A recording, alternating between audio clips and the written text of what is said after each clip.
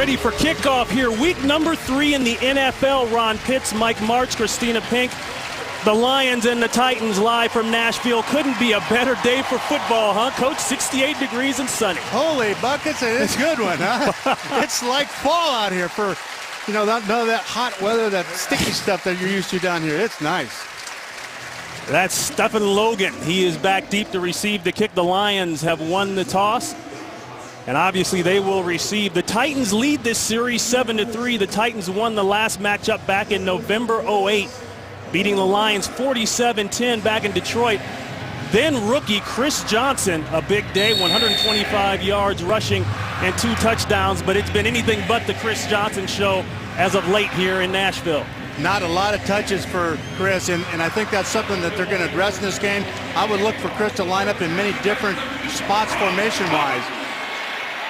Baronis, not a good kick, just kind of squibs it along, picked up at the 15. Logan will take it out just past the 30-yard line. And a first look at Matthew Stafford. He has won 4 straight versus AFC opponents. Only 1 interception thus far, and a nice year last year, over 5,000 yards passing. That's pretty amazing on anybody's schedule. That is just absolutely astounding. And a first look in the backfield, number 25, Mikel LeSure. The man that they've talked about seems like for so long at running back, hoping he can give them a spark. That ball in and out of the hands of the tight end, Brandon Pettigrew. The backs and receivers, we just talked about LeSure. You've got Burleson along with, of course, the guy that everybody talks about, Calvin Johnson, and Coach ways, different ways, I know you'll discuss, to get him involved, get him open. Well, they have to hide him. They can't leave him out there by himself. He'll get doubled the entire game if they do. Solid offensive line up front. Backus, his 179th consecutive start. And the first look this year in the regular season, LeSure put his foot in the ground, didn't get much. Right there in the hole, the UCLA Bruin, Akeem Ayers. That's a pickup of 3. Well, Mikel hopefully is going to give this group a consistent back and every down back that can pound it, and he still has the explosiveness to go the distance. And watching him in college, Ron, he was very, very exciting player to watch. His first action after serving a 2-game suspension. Saw some time in the preseason. They're expecting big things. First third down of the day, 3rd and 7. There's a hot one and a flag. It's completed midfield. That's Burleson. But let's check the marker. Our first call of the day. We'll check in with referee Gerald Wright. 15 yards on the pass play. I see one Lion clapping. Holding defense number 29. That penalty's declined. First down. Going against the defense. That's Ryan Mouton, who they call their best inside slot player in 3rd down. He gets popped. Well, he hooks it here, as you can see, with the arm. He had both arms around the waist. There's no question that was holding.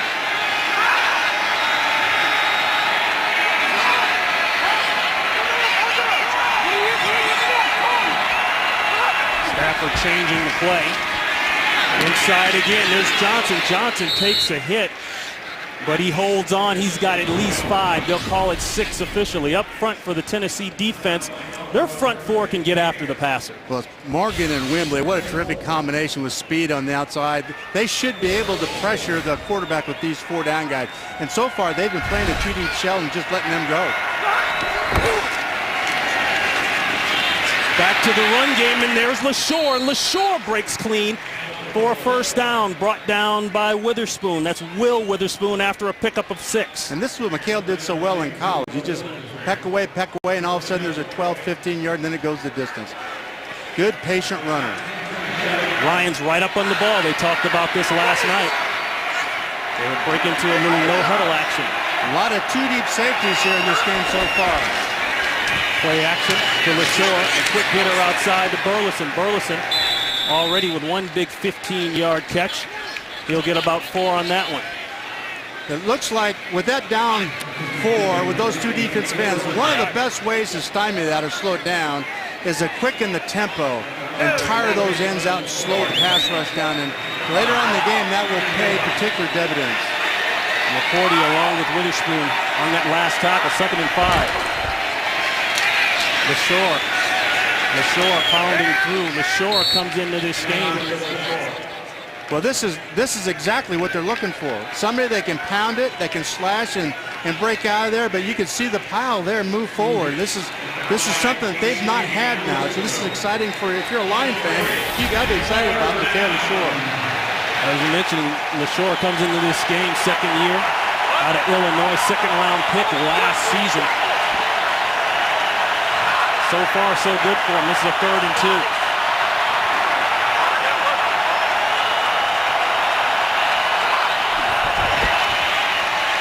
Stafford, time, tipped up, nearly intercepted, intended for Pettigrew. Akeem Ayers is there to knock it away, and that brings up 4th down. Well, that was 2-man coverage where they play 2 deep safeties and man under, and the Ayers just does an excellent job of staying right there in that hip pocket and picking his pocket, so to speak, and not letting him get that ball. 47 yards out now for Jason Hanson. Hanson put the points on the board last week in that loss to San Francisco, 4 field goals. He is 6 of 7 on the season. Ball's up, looks straight and plenty of distance. So when the drive stalls, it's good to be able to turn to Jason Hanson and say, hey, boot it through. 3-0 Lions. Game on Fox is sponsored by Southwest Airlines. Find our fares online only at southwest.com. So a 47-yarder by Hanson, 9 plays on the drive for the Lions. They get a penalty in there, that helped a little bit, but you saw some hurry-up offense and you saw a lot of LaShore, like you said. Hanson will boot it away, back deep. Darius Raynaud, he'll take it at the 2 inside the goal, but he'll drop the ball just inside the goal line and have to sit on it. Chris Johnson trying to get it going. We'll see if he can. He's up next. Today's Game on Fox is sponsored by Bud Light, the official beer of NFL fans. Here we go.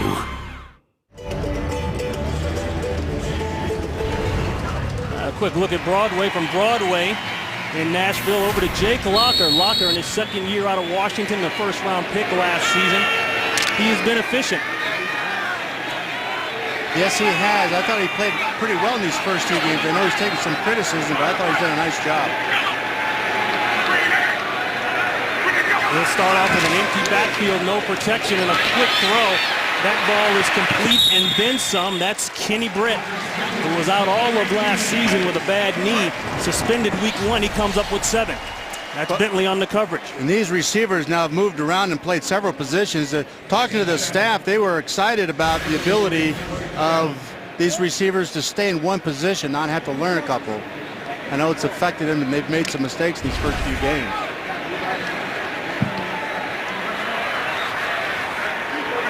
This will bring up a 2nd and 3.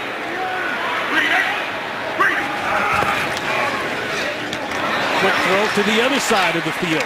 And that's complete. That's Kendall Wright.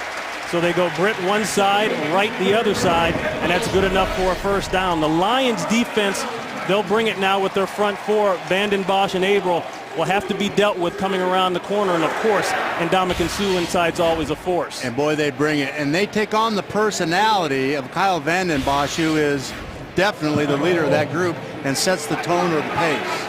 Major injuries in the secondary. Houston and Bentley will try to hold it down in the corners. Steps up, throws outside, and that's complete to the big tight end. That's Jared Cook. Cook wrapped up by Houston, a pickup of 2. Out to Los Angeles, our first game break of the day. Here's Kurt Menefee. Well, the Saints and Chiefs both 0-2, but New Orleans strikes first on their opening possession. Lance Moore from Drew Brees' 9-yard score. Saints on top, 7-0, rather early. Ron and Martin. Yeah, Kurt, that's a big one there for the Saints now. They come into this game 0-2, and everybody's talking about what's going on with Sean Payton out there. It's nothing that winning won't take care of. Well, a couple of healthy receivers. Second and 8, the half roll. Now it's a full rollout and a throw and a hit. That's caught by Wright just along the sideline. Bentley on the tight coverage, good enough for 5 yards. You know, Kyle has got such a motor. As he gets up the field here, you can see what's going to happen. He's going to absolutely pressure the quarterback and make him do something he doesn't want to do. He's going to pull the ball down there and extend the play, which he does a nice job of doing. But that's a very disruptive guy out there. You can't screen on him. It's hard to boot on him. Very, very difficult to play against that guy. Wide receiver look on the 3rd and 3. Another short throw, and it's there. A marker comes out. That's Kenny Britt. He's got more than the first down. Ron, they've made a big issue all week about getting Kenny Britt the ball, and they certainly have. I believe that's his second catch so far. The timing of that throw by Jake Locklear is just beautiful. It comes out very quick. You can see he wasn't turned. The ball is in the air, and then he snaps around in the route. Very well-timed throw. Love those kinds of throws. Dwight Bentley on the coverage. Hard to cover. You get it out Defensive that pass quick. interference. That penalty's declined as the pass was complete. First down. They shake off the penalty, take the yardage. Here's another look. You can see right here, he gets grabbed, but you're that sudden and quick with the throw. There's no way you can stop that. You got to pass interfere with him. The timing of his receivers and Jake so far in this opening drive is very good. No sign of Johnson yet, and a fumble ball recovered by Detroit. I'm not sure if Locker was ready for the snap or not. It hit his fingers, went forward, and recovered by Nick Fairley. Yeah. So the first miscue of the day, it happens on the Titans side. It'll be Lions ball when we come back. This game is sponsored by the all-new 2013 Ford Escape. It's what happens when you go further. By Sprint. And by Internet Explorer. Welcome to a more beautiful web.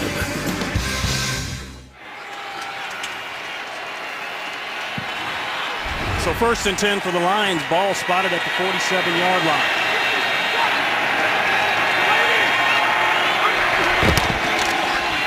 LaShore cutting it back, and there goes LaShore. LaShore, before that run, 4.3 yards a carry, and he's got more. Call it 6. Let's go back to the turnover. Yeah, let's take a look at the turnover here. You can see his eyes right there turned to the side. He just got in a hurry here. Young quarterbacks will do that. He gets in a hurry at times when he throws the ball as well. It just kind of puts a little more steam on it, but he's anxious. He's excited.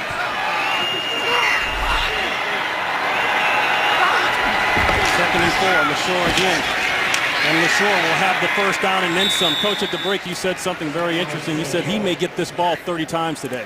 Well, he's capable of doing that physically, and you hate to see that as a defense because he wears you down.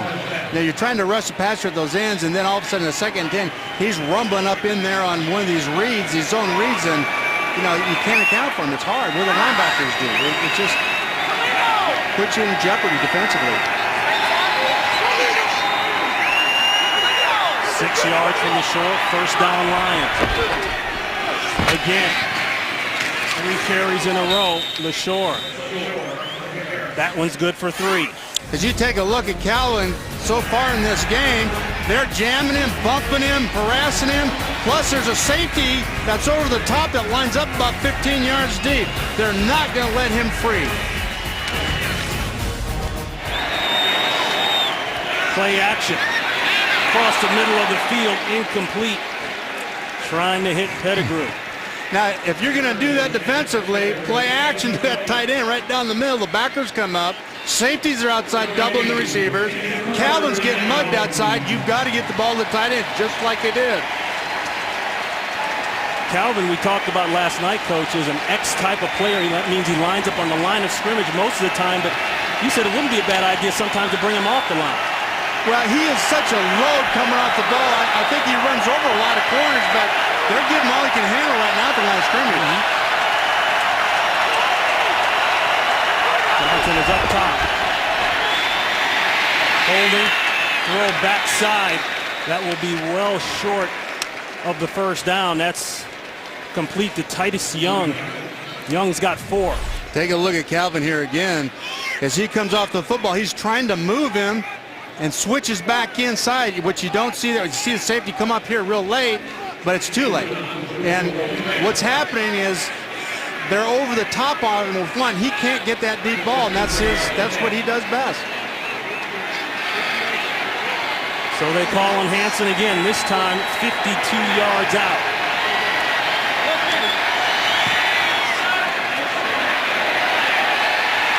And again, Hansen delivers for the Lion, officially 53 yards. But you have to be happy, though, with getting him only 3.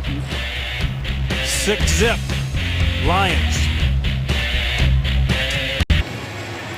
But if you're Jerry Gray, the defensive coordinator with the Titans, I think you got to be pleased with that group, getting the Lions' potent offense off the field and holding them to 3 points.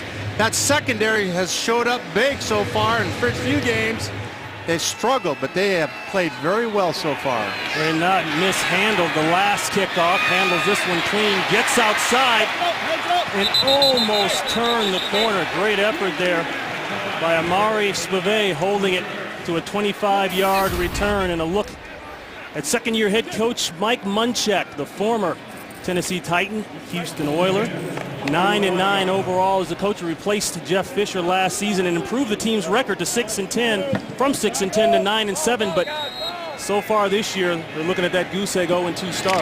And that's tough. I've been there before, 0-2. That is very, very difficult to get your guys going and get their confidence back. And he's doing a good job so far.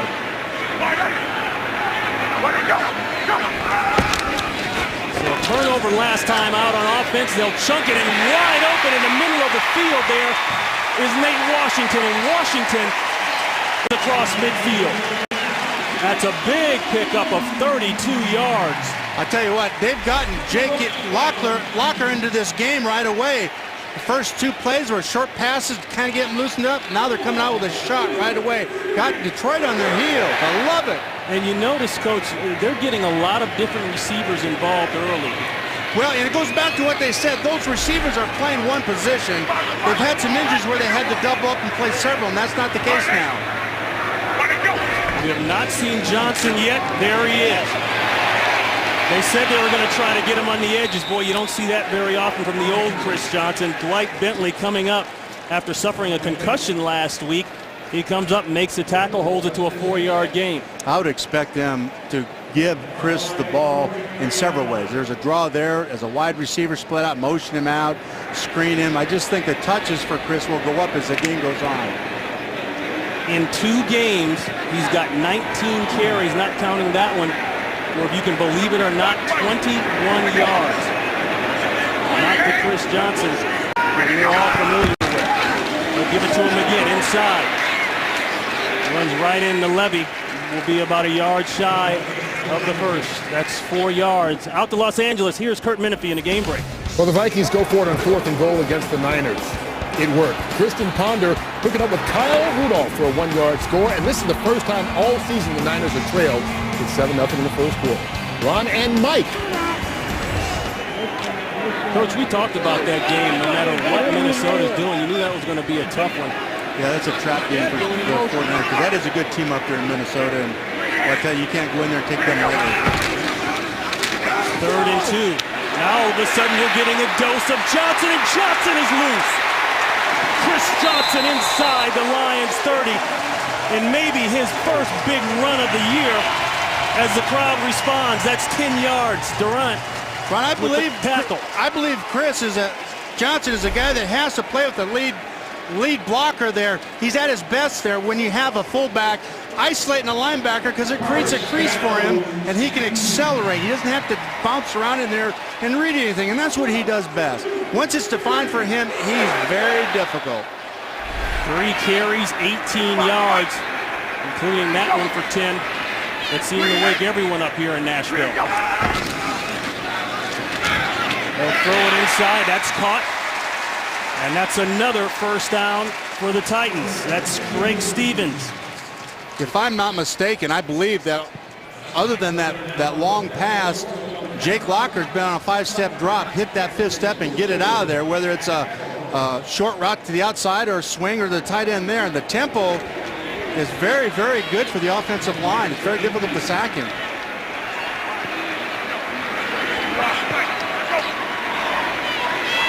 Reynaud checks in now at the running back spot, flanking Lockett.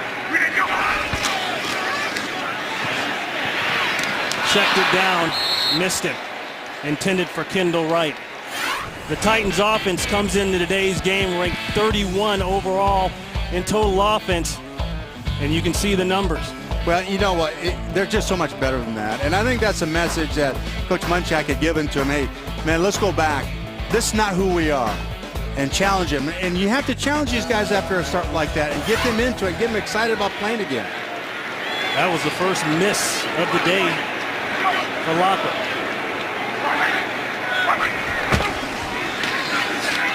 Show the ball. That's Reynaud. Reynaud in trouble. Nice job of the defense there. And Ndamukong Suh all over it.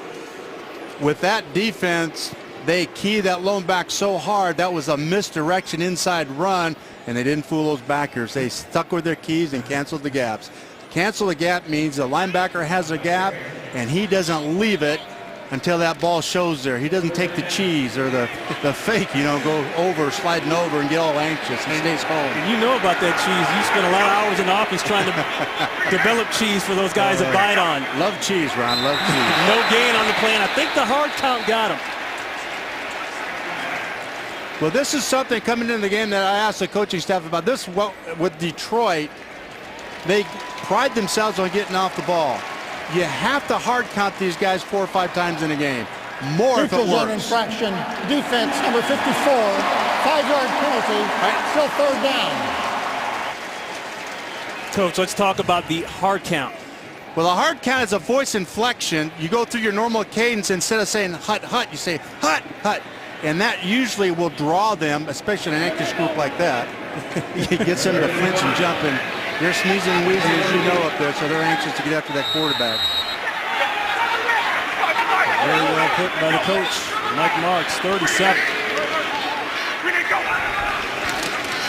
Pressure, ball's up. It's going to be a fight, and it's incomplete. Great job of coverage on the corner there by Chris Houston.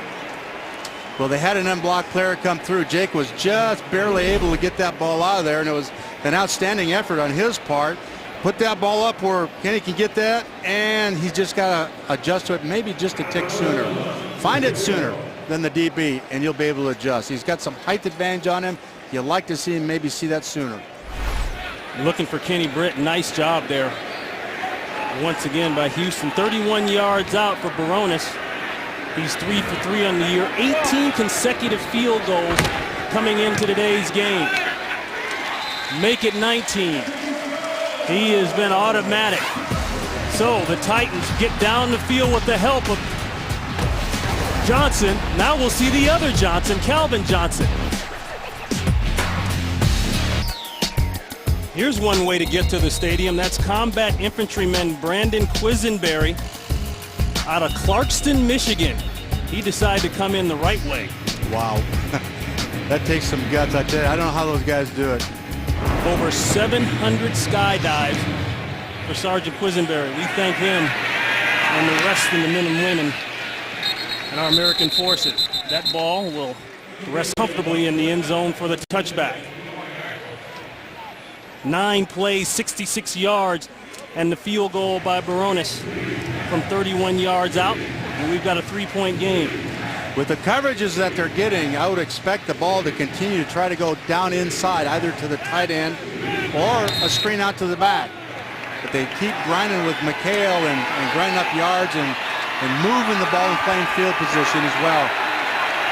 LaShore, 6 rushes for 28 yards, 4.7 yards a carry.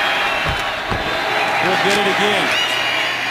Boy, he's one of those guys, Coach, that seems to always go forward, even when you think you've got him hemmed up. He's a slasher. You give him just a bit of a crease here, and he's powerful. He's a big back, and he gets through there and drags people with him. That's a 4 or 5 yard gain. It didn't look like it was going to be that big. All right, it didn't look like much, but it was 5. And that's what makes guys like him so special, and you need him. Terrell Casey on the tackle.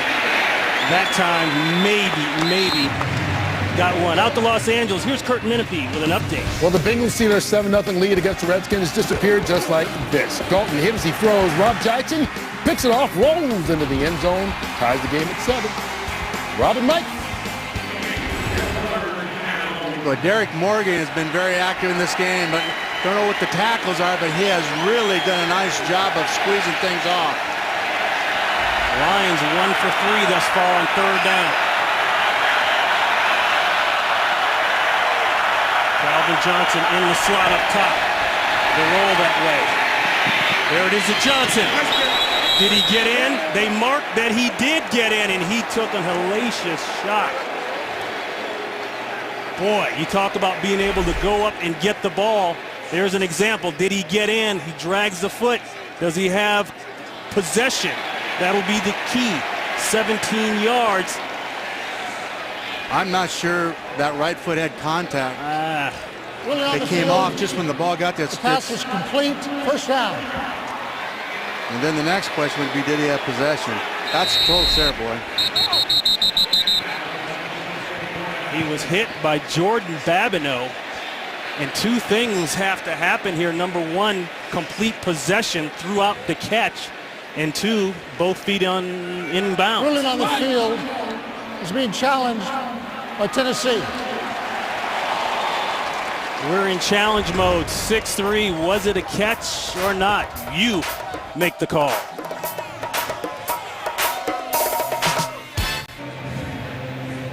So with 49 seconds left to play in the first quarter, we are in challenge mode. The challenge is on the throw and catch.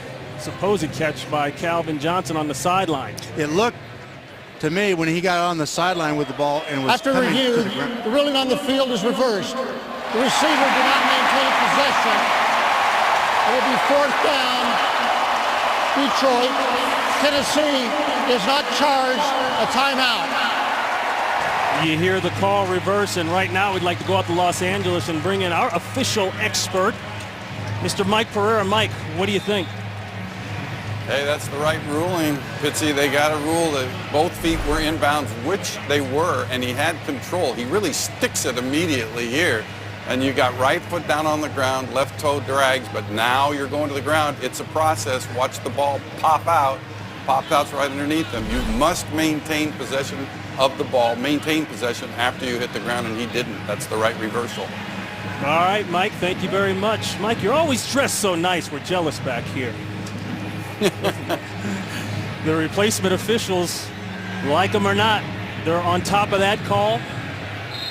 So the call is reversed. No timeout lost on the other side by Tennessee because they were right on the challenge. Look at this, a little throwback action. We've seen that before. That's Tommy Campbell. Tommy Campbell will score.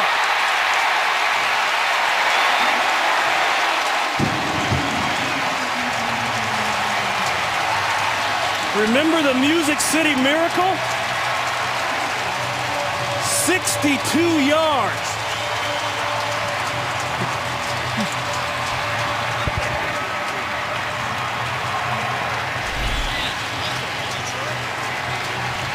You see, he caught it. That was Ray Nod, and nobody looked at Campbell on the other side. It looks like Graham there may have pulled something or come up with a cramp because he did have an opportunity. And for a team that hadn't scored a touchdown in the first half of a game thus far, that is a huge play. The first 6 points in the first half of the season for the Tennessee Titans. The extra point is up, it's clean, and all of a sudden, things come alive here in Tennessee. The smart challenge, and things turn around just that fast. Boy, what a terrific call, shot in the arm for this group. What a difference between those first 2 games. Let's take another look at this. When he throws this ball, it's going to be at least 3 to 4 yards behind, which it has to be, back behind him. They made sure of that this time, right? They got a nice wall coming here. You can see them kind of a picket fence. There's one, and then what you don't, a lead blocker there. What you don't see is the punter actually looked like he either pulled or he had pulled a up. cramp. one way or the other, he was in a position to disrupt him, and he just couldn't get it done. And Tommy Campbell, second-year man out of Cal, the 7th-round pick last year. That is his first career touchdown, and it comes very fashionably, I would say. Yes, it did. And I tell you what, there was no doubt about where he was. They didn't have to review. Was he back behind that time? And I remember that. You remember how close that was. You had to get a protractor out and measure the angles and everything else. Well, Mike, I know you remember the Music City Miracle because that actually put the Titans into the Super Bowl, which you played. You were with the Rams as an offensive coordinator. You played them and beat them down there in Atlanta. But, wow, that just as soon as that play happened, that's what I thought about. Yeah, what a shot in the arm to the football team, the defense. Defensively, last week, they were on the field for 75 plays. Complete turnaround here from where they were the last 2 weeks. Ball is dropped by Logan, and he has to sit on it. So with 33 seconds left after the challenge, what looked like just a routine punt turned into fireworks. Reynaud steps back, throws it across field, and Campbell takes it 62 yards, and we've got a 10-6 game. I think what we can expect here, because McHale has been so effective up inside with these runs, to show the ball to him, pull it down, and get a ball in that deep hole back behind the linebacker. Riley Reef, number 71, checks in as an extra lineman for the Lions. The end around. Gets a block. Burleson almost got out of there. Got it down to about the 23-yard line. Pickup of 3. And Tennessee Titans special teams coach Alan Lowry, he's feeling pretty good about things right now. Working his magic, isn't he? Those end up being game winners. The lasting effect of it. They can also be disastrous if it goes the wrong way. Been there. The last play of the first quarter, and what a way to end the first quarter. 10-6 game, Fox NFL Sunday. We'll be back in Nashville after these messages.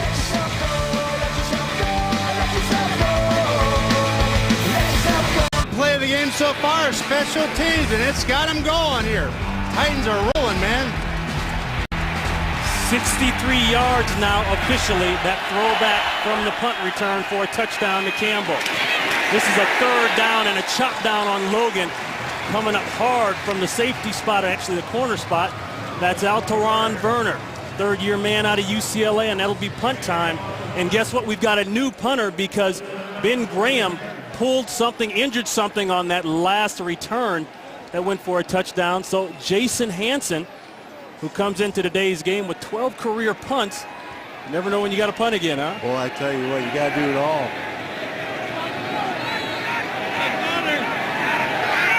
Reynaud is back deep, and you'll bet the Lions will be looking for another trick of some sort.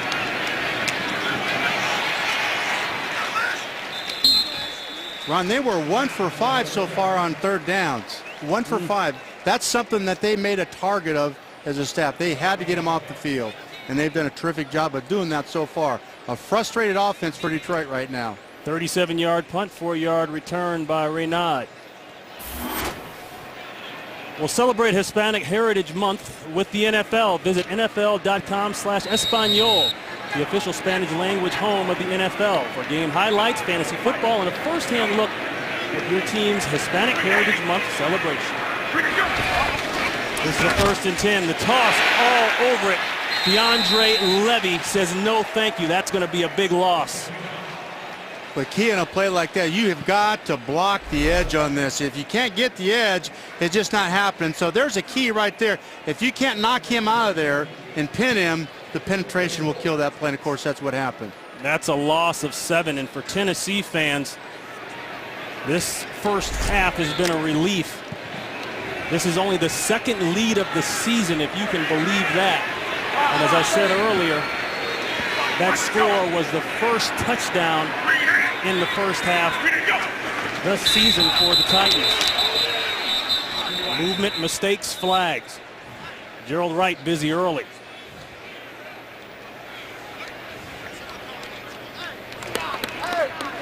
Neutral zone cadence- infraction. Number 98, defense, 5-yard penalty. Still second down. His cadence is ready, go. You can hear him say, ready, go. And he gets him to jump, so you can see that probably 5 or 6 more times in the game. But you hear what they called there. They called Nick Fairley for, I guess, impersonating the quarterback's voice. Well, he's got that same, they pick it up on TV copy of the cadence, and they try to do that. That's, of course, illegal. You can't do that.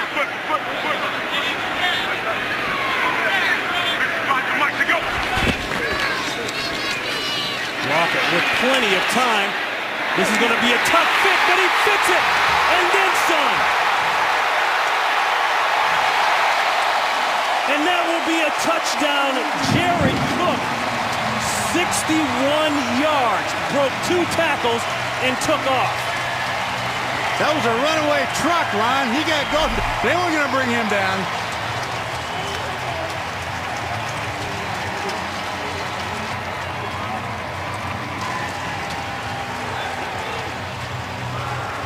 Eric Coleman with the missed tackle.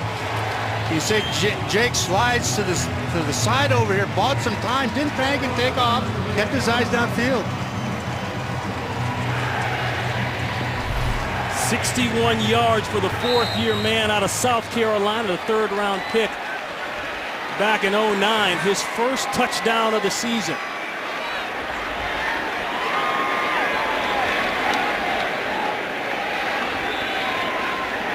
Season-long catch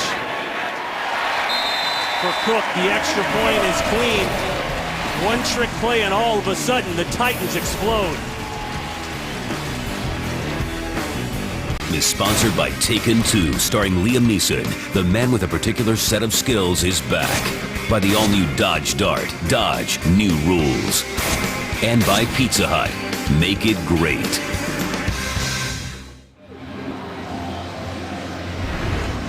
In case you're just joining us, well, you missed just about everything. No, just kidding.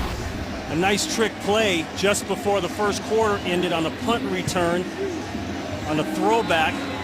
Campbell took it the distance, 62 yards for the touchdown. And now we've just had a 61-yarder, a touchdown catch to Cook. Well, you'd have thought it would have been one of the receivers that has that 60-yard reception, not the tight end, but they sure found him. Jake did a fine job of sliding across, making it happen. Logan back deep. He bobbles the ball and will have to sit on it.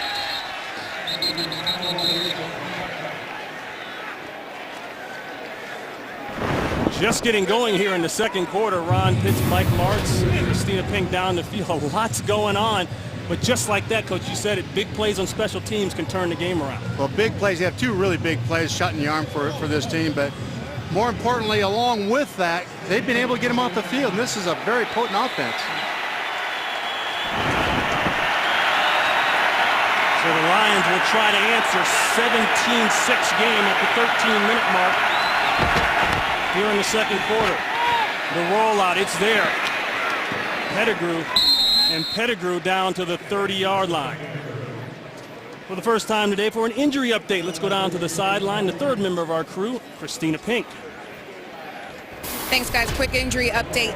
Detroit punter Ben Graham has a left calf injury. He is questionable to return to this game, guys. Back up to you. Yeah, Christina, we could pretty much see that. He couldn't get over to even try to stop that play. 10 yards on the pass play there to Pettigrew. Good shot outside. That's complete. That's Titus Young, and Young will pick up about 2. The Titans defense starting to swarm. What's impressive today is a tackling by the secondary, which in the first few games wasn't nearly as crisp and sharp. They're getting them down, hitting them and getting them down right away and running to the ball.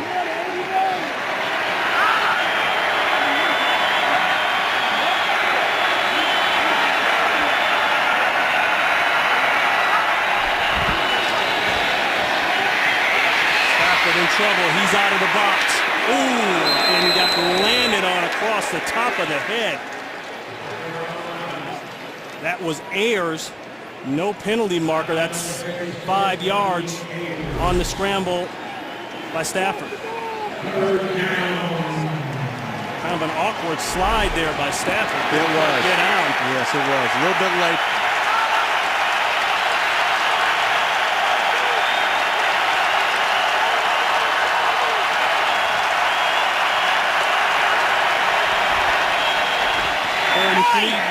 Quick throw. Is it complete? That ball is out. What are they going to call this? Did he have possession? Where do they mark it? They mark it as a first down. Ball came out awful quick. That was 4 yards, just good enough for the first as it's marked there. Ruling on the field is the receiver possessed the ball. Was down by contact. First down. That was Pettigrew. Ayers on the tackle. He was down before the ball came out. They're going to a no huddle here just to try to get something going, create some energy, get that ball going down the field. Jim Schwartz there trying to get the team back on the ball and get it going. As you say, Coach, get that momentum, keep that momentum going. That's LaShore, back to LaShore for a pickup of a couple. Well, they're a very aggressive offense, and on first down, you're used to seeing this football team on offense get that ball down the field a little bit more than what they have so far.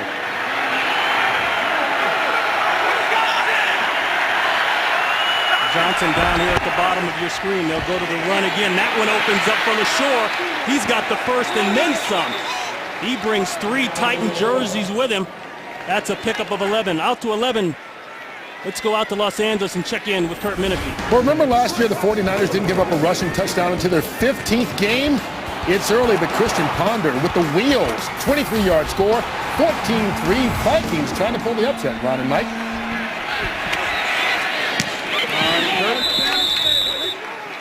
That's a throw to Titus Young, and Young rolls just forward of the first down. Let's see where they mark it. Yes, that is another first. So now the Lions starting to get yardage in chunks.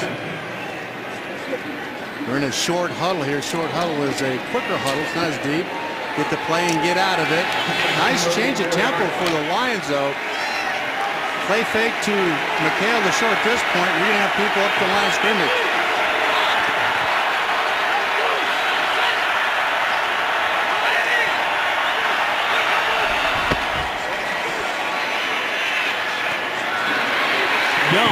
Young, they're leaving Young alone. Young close to another first down. Mouton pushes him out of bounds. That's a pickup of 7. They're trying to get the ball back behind him. And then if they don't get that, they're using Titus Young as a chuck down, more or less, like you would have back out of the backfield.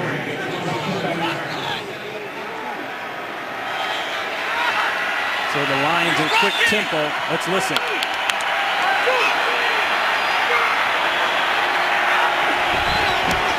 LaShore downhill. He's out again. Almost broke it. Down to about the 21-yard line. Senderic Marks may have saved a much longer run, but nonetheless, he got 6. When you see Matthew Stafford huddle up with the offense, generally he's giving them 2 plays, and when he claps his hand, usually he's changing that play to the second play called in the huddle. I think that's what you saw there.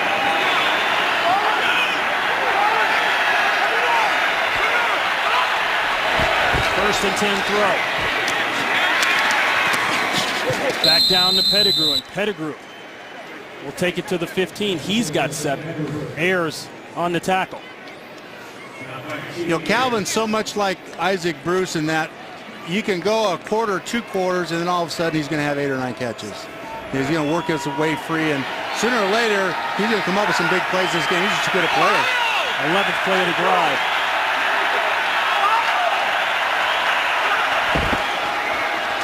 Wide receiver screen to Burleson, and Burleson doesn't get much. Great effort by Mouton, sprinting to the ball. I tell you, the story out there is I'm just amazed at how well these guys are tackling and how physical they are. This is not something we saw in those first few games.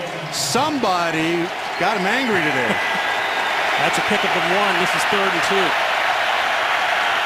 Coach, when do you take a shot at the end zone? Well, you know me. Heck, this is a good shot right here.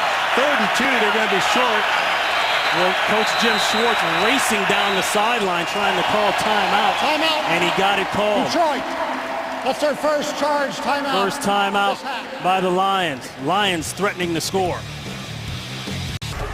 Oh, the difference today, 2 big plays here. Throw back on the kickoff return and a bomb to tight end Garrett Cook.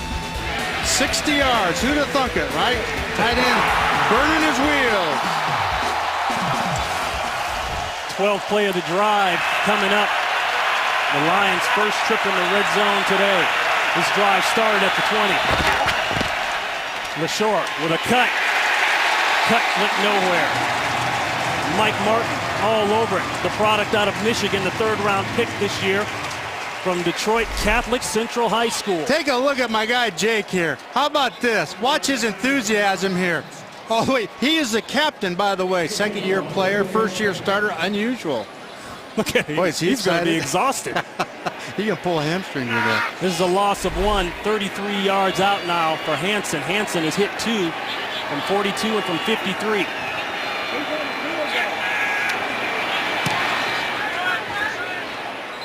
Ball's up. It's clean. No flags. Chalk up 3 for Hansen. The Lions come down the field, do what they have to do, and that's at least get points. Sponsored by the Samsung Galaxy S3. The next big thing is already here.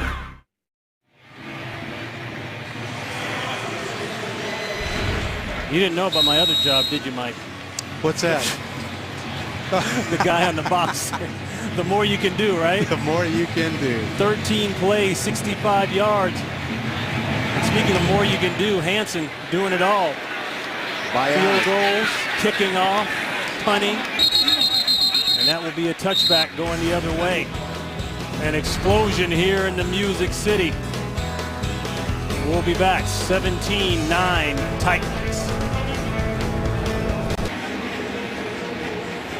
6:30 to play here in the first half. 17-9 Tennessee Titans taking control.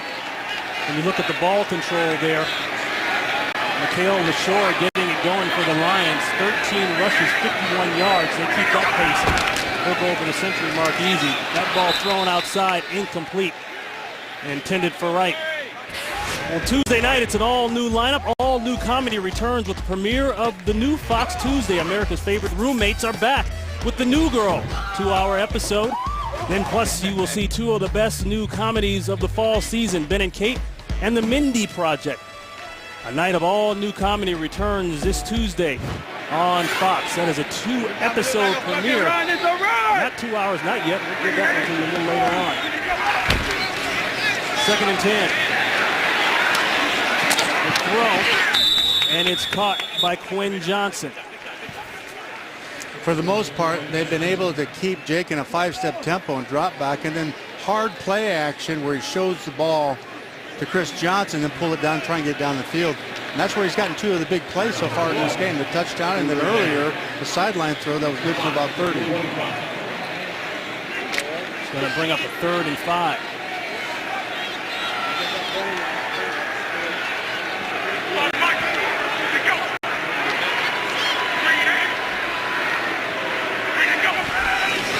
Pressure inside, quick throw, they pick it up.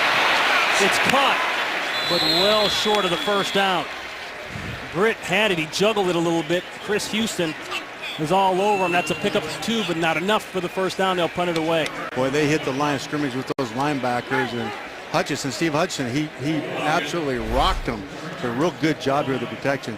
He's just trying to, receiver Britt's trying to slip off here. It looked like he got grabbed a tick, but you know, that ball was, the sun's there. I think he lost it just a tick.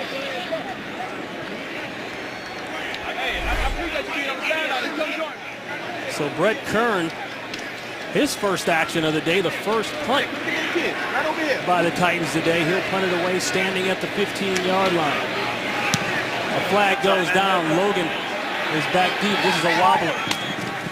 Tough fair catch secured at the 30. Let's check the flag.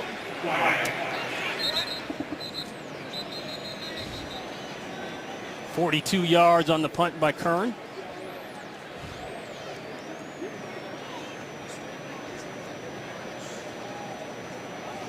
The flag came out immediately before Kern even kicked the ball. That flag was in the air. Legal formation on the kicking team. It's a 5-yard penalty. Penalty will be added to the end of the kick.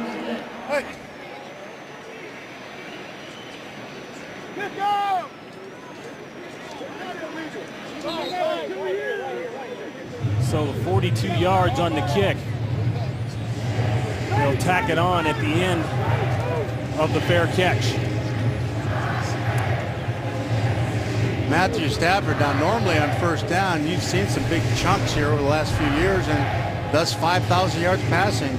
On first down, they've been relatively quiet with that deep ball inside or trying to get Calvin the ball. They've been very patient with their running game and fairly conservative, actually. Matthew told us last night it was nice to finally go through an off season and not have to get a surgery. Well, you don't know how big that is for a player who's had several years like that. And he's with his guys practicing the hookup and the timing. And that goes a long way. First 2 seasons in the NFL, he finished the seasons on the injured reserve list. Take the double end around and then throws it outside. That's complete. That's Burleson, and Burleson will take it down close to the 42-yard line.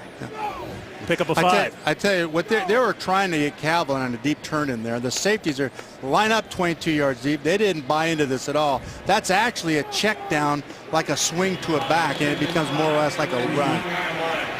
But he was getting really after Calvin on that. And here's Calvin down here. I expect him to get the ball here. They've been trying to get him the ball. It's been difficult. Tennessee's done a terrific job with it. Heller across the formation with the wham block, and that creates yards inside for LaShore. There's a 4-yard gain after the initial contact, and that's what he gives you. He runs you over. He can be a truck or he can be a Maserati. You know, he can morph into either one of those things at times. He's pretty impressive.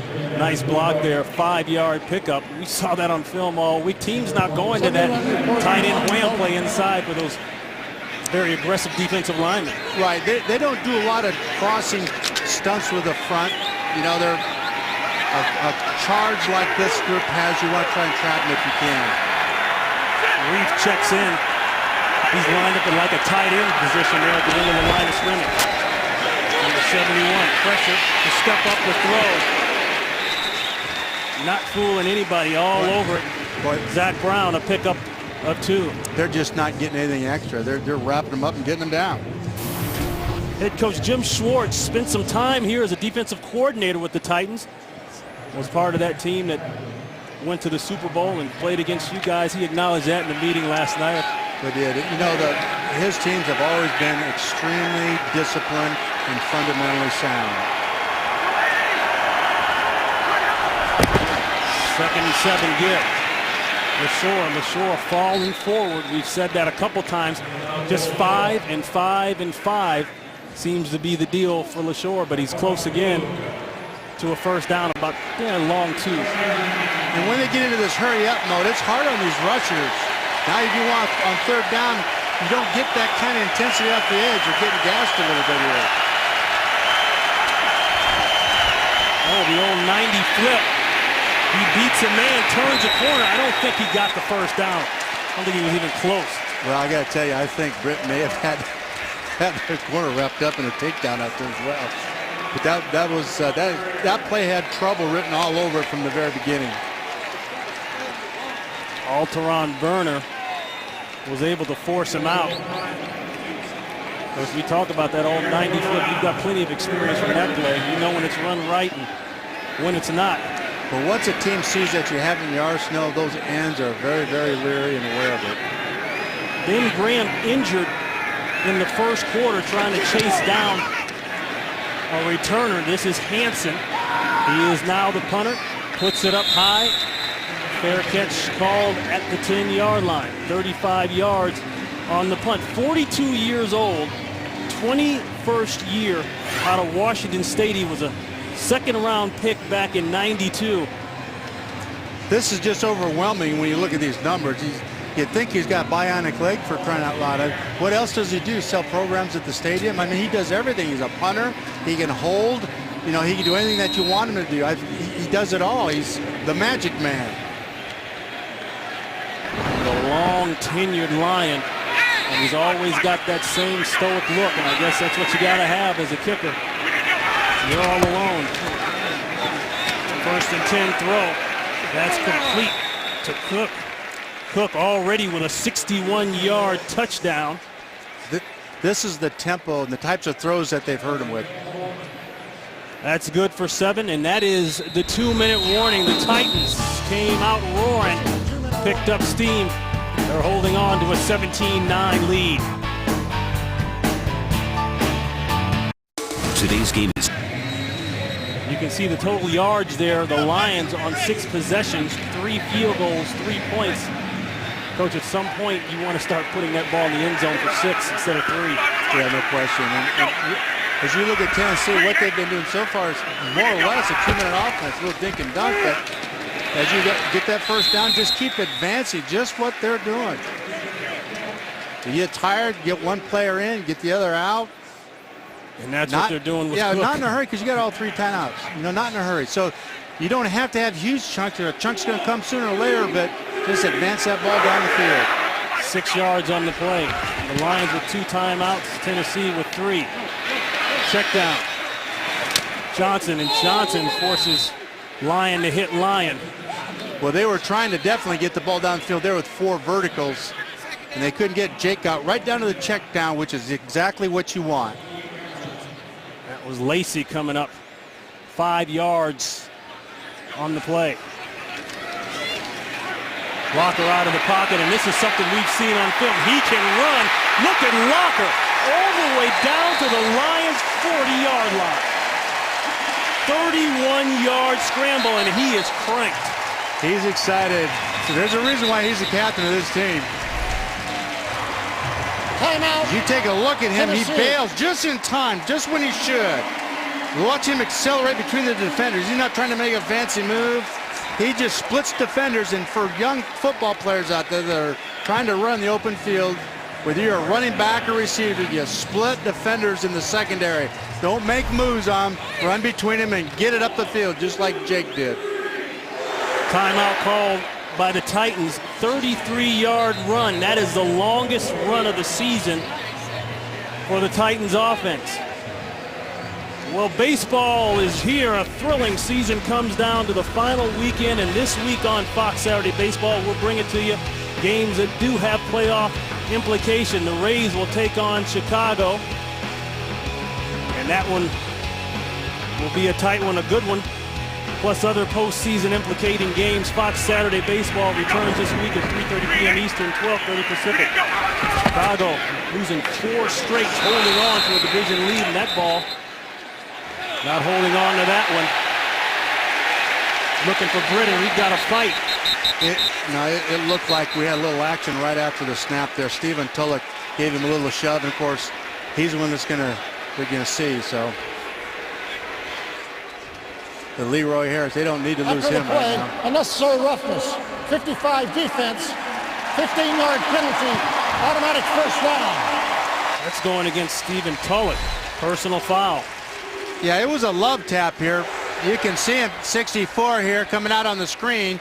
And right after the play's over with, he goes at his leg, try to cut him. But he gets up, and he's going to kind of tap him back. And of course, the old adage is, as a coach, you tell these guys, you do that now, they're going to see you.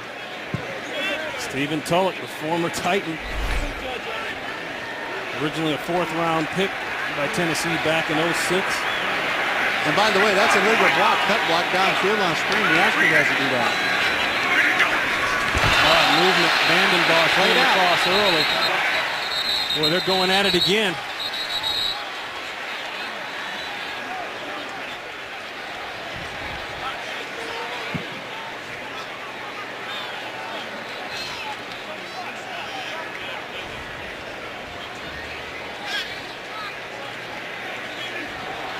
Neutral zone infraction. Number 93 defense. 5-yard penalty. Still first down. Going against Kyle Vandenbosch. All right, coming up on the Visa Halftime, we'll have highlights of a busy Week 3 in the NFL, including the Saints trying to get their first win of the season, and another big day shaping up for Reggie Bush as the Dolphins welcome Tim Tebow back to Florida. Sorry, guys, we're obligated to mention him as much as possible. See you at halftime. All right, Kurt. After penalties, this is a 1st and 5. Locker won't get out of that one. He'll lose on the play back to the 25-yard line.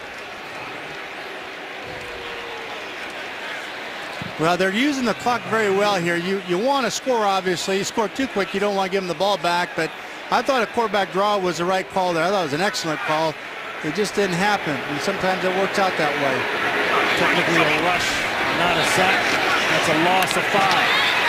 And then a drop by Johnson. Boy, the Bluebirds come out quick, huh? A few minutes ago they were cheering for the return. That's a full face wipe right there. You take your glasses off and the coach, and the hand comes down the face, and you can't account for, you can account for everything in football except drop passes. You just can't. That's nothing more frustrating to a team than drop balls.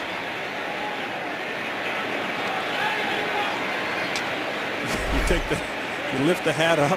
Lift the hat, take the glasses off, all the way down the face. You got that. Start from the forehead and work all the way down to the chin. You got a half wipe and you got a full wipe. That was a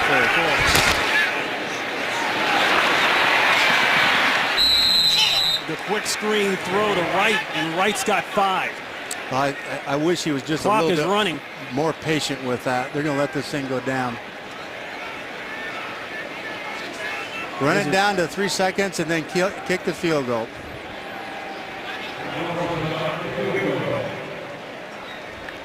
This will be a 38-yard attempt. Timeout. Now for Baronis. Tennessee.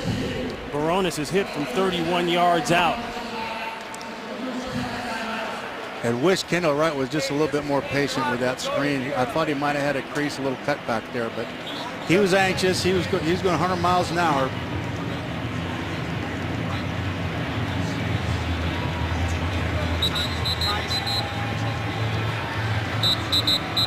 So Baronis looking to tie his own franchise record of 20 consecutive field goals. He's done it twice, did it in 2010, did it back in 2008. Came into today's game with 18 consecutive.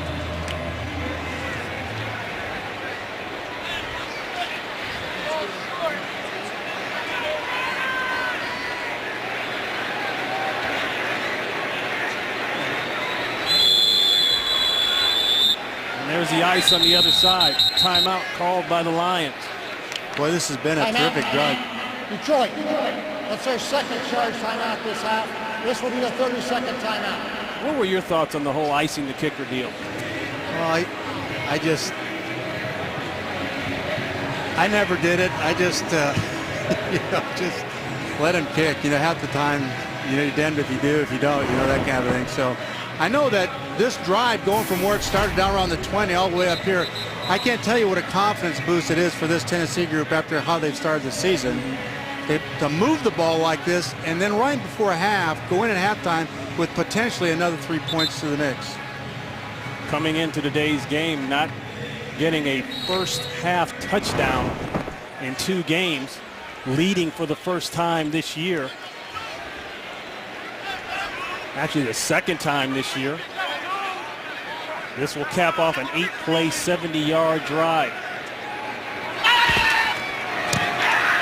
Oh, and he pulled it. No, he got it through. Just got through. Well, there was a little It bobble. was going fast. Did you see the snap in the hold? Yeah. He bobbled the hold a little bit. It was close. So the Titans go down the field, squeeze the clock, and add to the lead, 20-9. We now go to Kurt Menefee in Los Angeles. It's the Visa halftime report coming up now.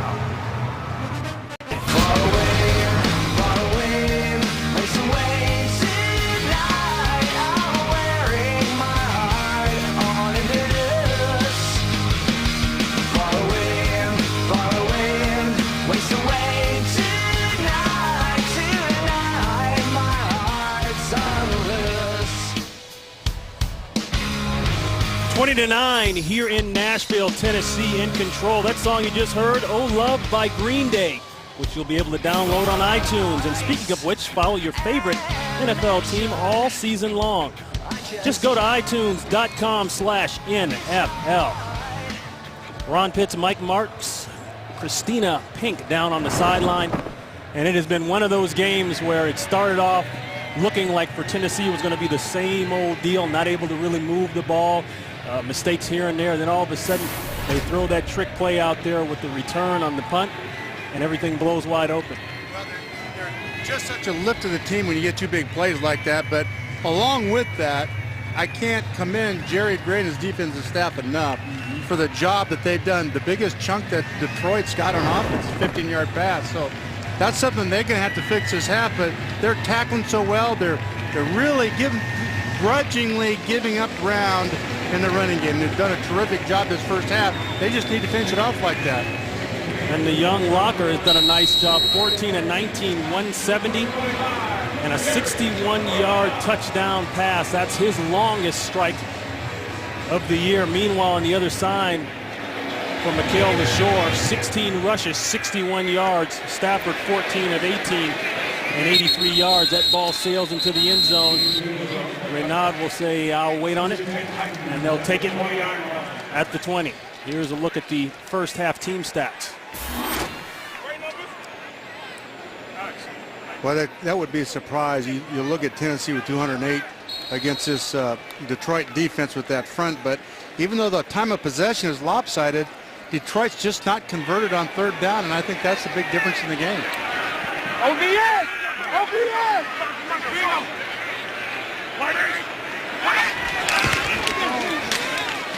Johnson, they tried to get Johnson going early.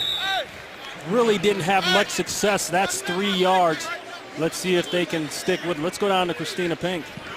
Hey, thanks, Ronnie. I talked to Mike Munchak at halftime. He said his guys are playing well, but he doesn't want them to get too excited. Keep playing this game like it's 0-0 in the second half. Injury update, tight end Jared Cook is questionable to return with a shoulder injury. I also talked to Jim Schwartz. He said he likes the way that his guys have played against Jake Locker, but they got to do a better job of bottling him up and also run the football on offense. Back up to you.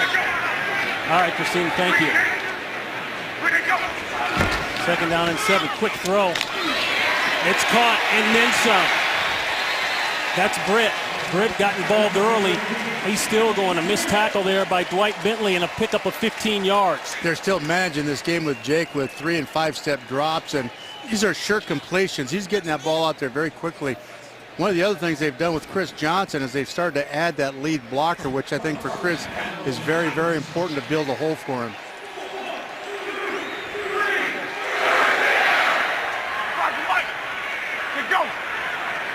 Really the one fumble, the only miscue today for Locker. 8-man front brought up for Johnson. Johnson bounces it. Gets around the corner and a first down. Pushed out of bounds at the 49-yard line, a pickup of 11. The more times you hand him the ball, it's going to happen. The dike is going to break. The water's coming out. He's going to break out of there with his speed. And, you know, you got to put up with a 2- or 3-yard gain, but you just got to keep handing him the ball. See Johnson on the day. 6 carries. 26 yards rushing. 21 total yards rushing in the first 2 games. For a man that went over the 2,000-yard mark, that's quite a difference. Inside, and it's incomplete. The coverage is tight all over. Amari Spivey was right there.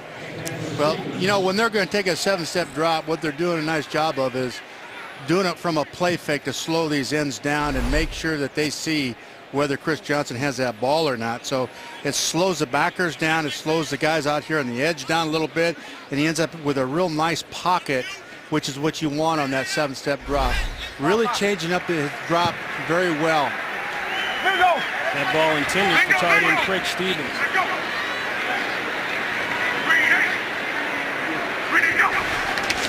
Second and 10, give to Johnson. Tried to bounce it. Now he's getting bounced backward. A pickup of 1. Coach, what is the issue now with Johnson? Why can't they get the run game going there? Well, I think like any back of his stature, it just reps.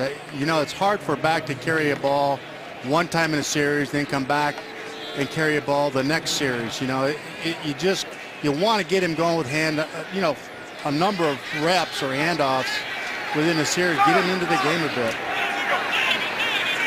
Johnson over the 1,000-yard mark last season. Really the last 2 seasons. And we've got movement. Yeah, that's the third one today, Ron. I think Neutral zone infraction, 92 defense, 5-yard penalty, still third down. 3 infractions, and then of course the dummy or the cadence that they mimic the cadence. So that's 4 of them that they got him on. You're right, Coach. 5 total defensive penalties today on Detroit. Now it's a makeable third down. You go all the way down to 3rd and 4 from 3rd and 9, and your whole approach to this is different. And now the defense is definitely stressed. This is a 3rd and 4. You got a trips formation up top. Walker reloads it, throws it outside to the tight end. I believe he stepped forward for the first down. That's Stevens. He missed Stevens earlier. Now he comes back to him, and yes, that is a first down on a pickup of 5. And speaking of Jake Locker, Coach, you like the way his feet were set in his body positioning while he threw the ball. Well, the ball's coming out so quick all the time. He's very decisive with everything. He's got 3 vertical. This is a throw up here. The fans want a penalty. They won't get it. He was trying to hit on the comeback there, Britt. He didn't feel the pressure coming inside out on him. You'd like him to really bail before he tried to make that throw if you can. I think as you see him drift here, he's got, I couldn't see who that was, right up in his face. Just get outside a little bit, Jake, and buy yourself a little bit more room to make that throw. But if there's a mistake, that's the only one mistake he's had today. He's just been perfect today in every sense of it. Whether tucking and running it, decisions, quick throws, accurate, everything. You give him top marks.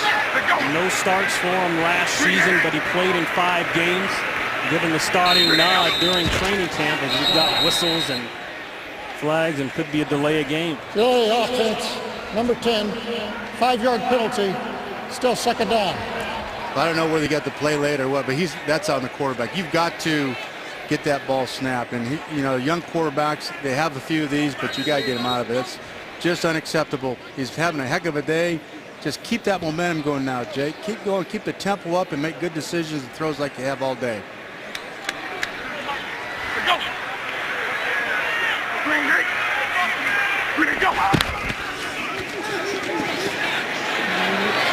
The turn route is there.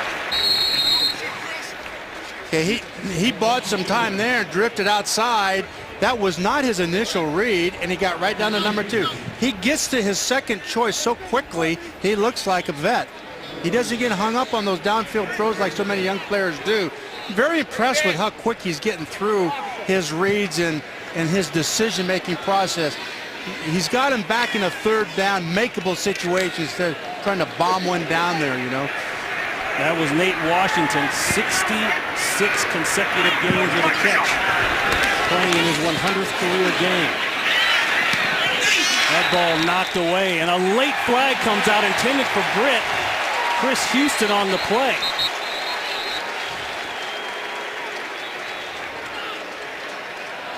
But the flag thrown from the secondary. Holding defense before the pass was thrown. It's a 5-yard penalty, previous spot, first down. They don't call a number. We just know it's going against the Lions. Well, what happens with these are big receivers, and you have those smaller corners. Just to survive, you end up grabbing onto a claw. That just kills this defense to give up one that you've taken away by penalty now.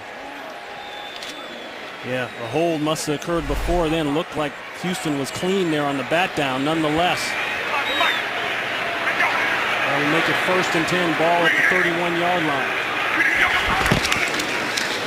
Good play inside. Boy, they're all over Chris Johnson. That's a good run. The backside end, Averill squeezed down on this, but nonetheless, he's able to fall forward for a good 3-yard gain. These runs are very important. These are attitude setters. It's good for your offensive line. You got 3 guys in there that haven't played before, and just keep rocking that thing in there with Chris. Get a lead blocker in there occasionally, and sooner or later, he's going to come flying out of there. That was Cliff Averill on the tackle there. 10th play of the drive coming up.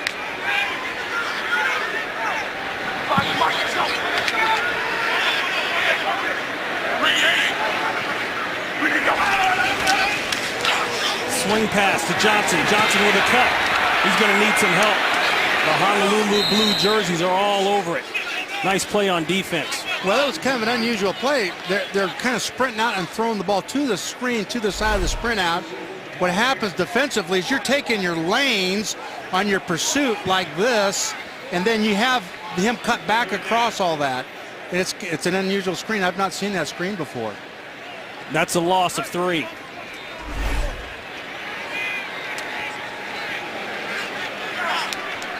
Johnson takes a rest.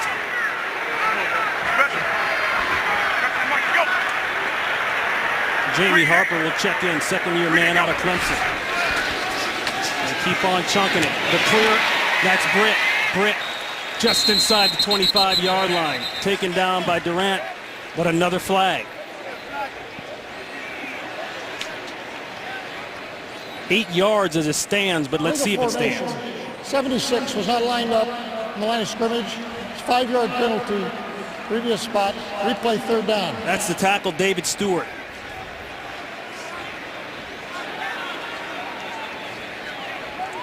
Well, the receiver must have been lined up too deep.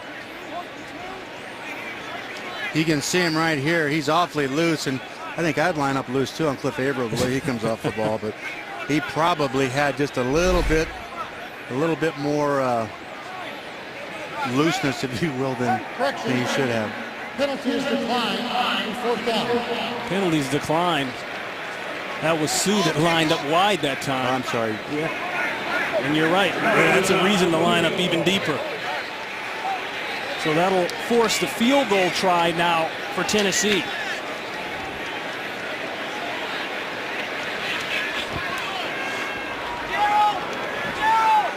This will be from 41 yards out. Baronis has hit twice today, 31 and 38.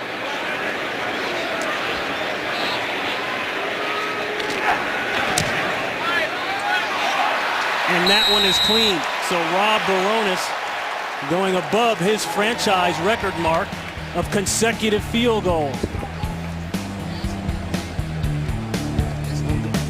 Today's game is sponsored by Southwest Airlines. Find our fares online only at southwest.com. By the new Droid Razr M by Motorola. Say hello to the full screen phone. By Miller Lite. It's not just a good time, it's Miller time. And by Lexus. Introducing a stunning work of technology. The entirely new Lexus ES.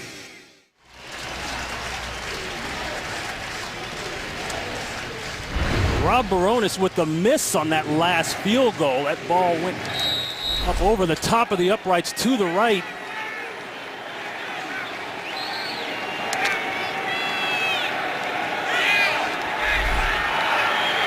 Just pushed it a little bit off to his left. So the Lions will take over. Ball at the 31-yard line. Stafford in trouble. Intended for Pettigrew. It's incomplete.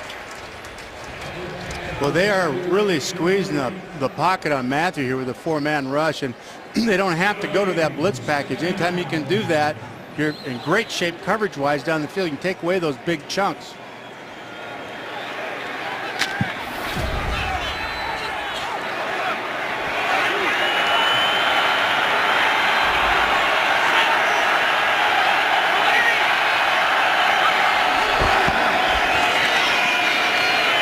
Stafford across the middle, wide open Megatron. And Calvin Johnson down to the 41-yard line of the Titans, and that's a first down. 29 yards on the play. Well, they put Calvin in the slot instead of being outside that time and used him much that you'd use a tight end. They've got to carry him or get somebody back underneath him in the middle. Those safeties can't make that play. First and 10 give. That's LaShore, and LaShore with another healthy game. Let's go out to Los Angeles for Kurt Menefee and an update. After trailing 17-3 at halftime, the Niners have come out and scored in their first 2 possessions of the third quarter. That 1-yard touchdown from Alex Smith to Vernon Davis made it a 4-point Viking lead. Ron and Mike. 6 yards on the play by LaShore. Ball spotted just inside the 35-yard line. They're stretching him out. They've got that 2 deep coverage on defense. check up throw. Pettigrew falls just inside the 30. Witherspoon on the tackle, a pickup of 7.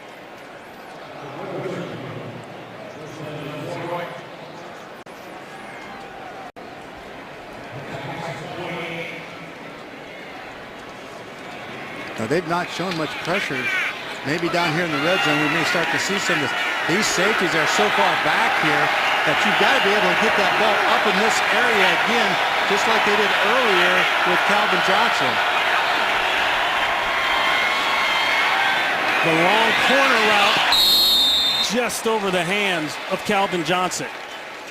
Their safeties, Ron, are lining up 20 yards deep from the line of scrimmage, which is really unusual. What they're going to try to do is try to occupy the corner with a spin route there and then try and put that ball right back behind him in the hole between the corner and the safety in that 2 deep zone coverage.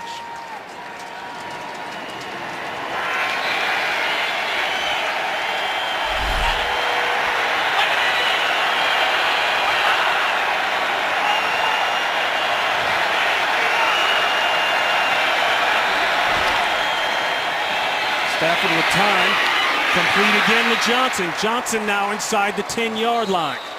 So all of a sudden, Calvin Johnson waking up here, 18 yards. Well, they're starting to get him into that hole again. You can see there's going to be a receiver inside of him here that's going to kind of take that defender away underneath and gives him that throw inside of him.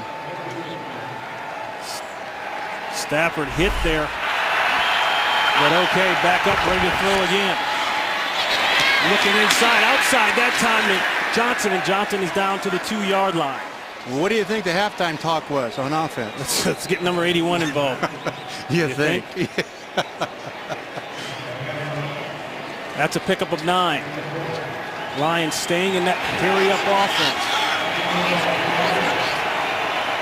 And really, I think Matthew's got four catches out of 6 throws, and really Matthew missed him on that corner.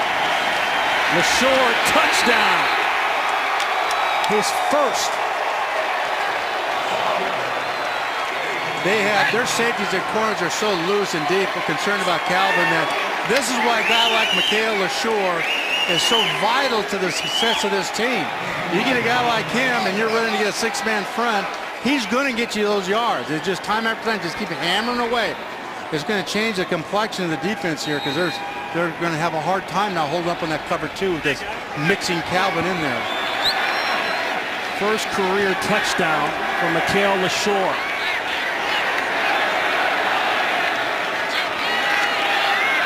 So after the missed field goal by Baronis, the Lions take it down the field, and they don't settle for 3 this time. They get 7. 20-16 game.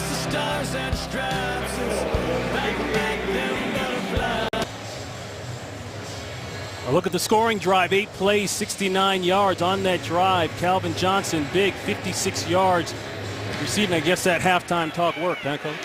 Well, you know, they really went after that cover too with what they're doing. Raynaud out of the end zone, out to about the 15-yard line. 19 yards on the return, tackled by Ashley Palmer. 2016 Titans. There's a good look at Calvin Johnson. Sooner or later, he's going to get you. Shut down the first half with 1 catch, and you can see that last drive of the first drive of the second half, 3 catches, 56 yards. So the Titans take over, ball at the 15-yard line.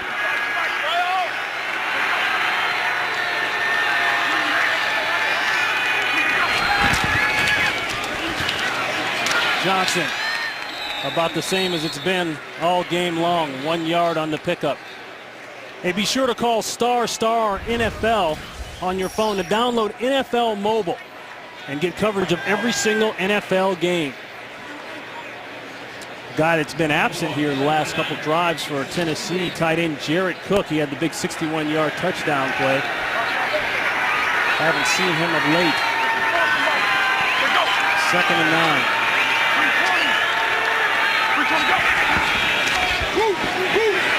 The bootleg locker throws a comeback on the backside. That's Kendall Wright. But they are now getting the safety down there. They were playing a 2-deep coverage most of that first half, and Tennessee was kind of doing whatever they wanted. Now they've got an extra defender down there with playing one free safety in the middle, playing man-to-man coverage. Now it's going to be more difficult for Chris Johnson to run the football. He's got an unblocked player. The good news is their receivers are matched up one-on-one now. Should have some nice throws outside. A pickup of 2 on the play.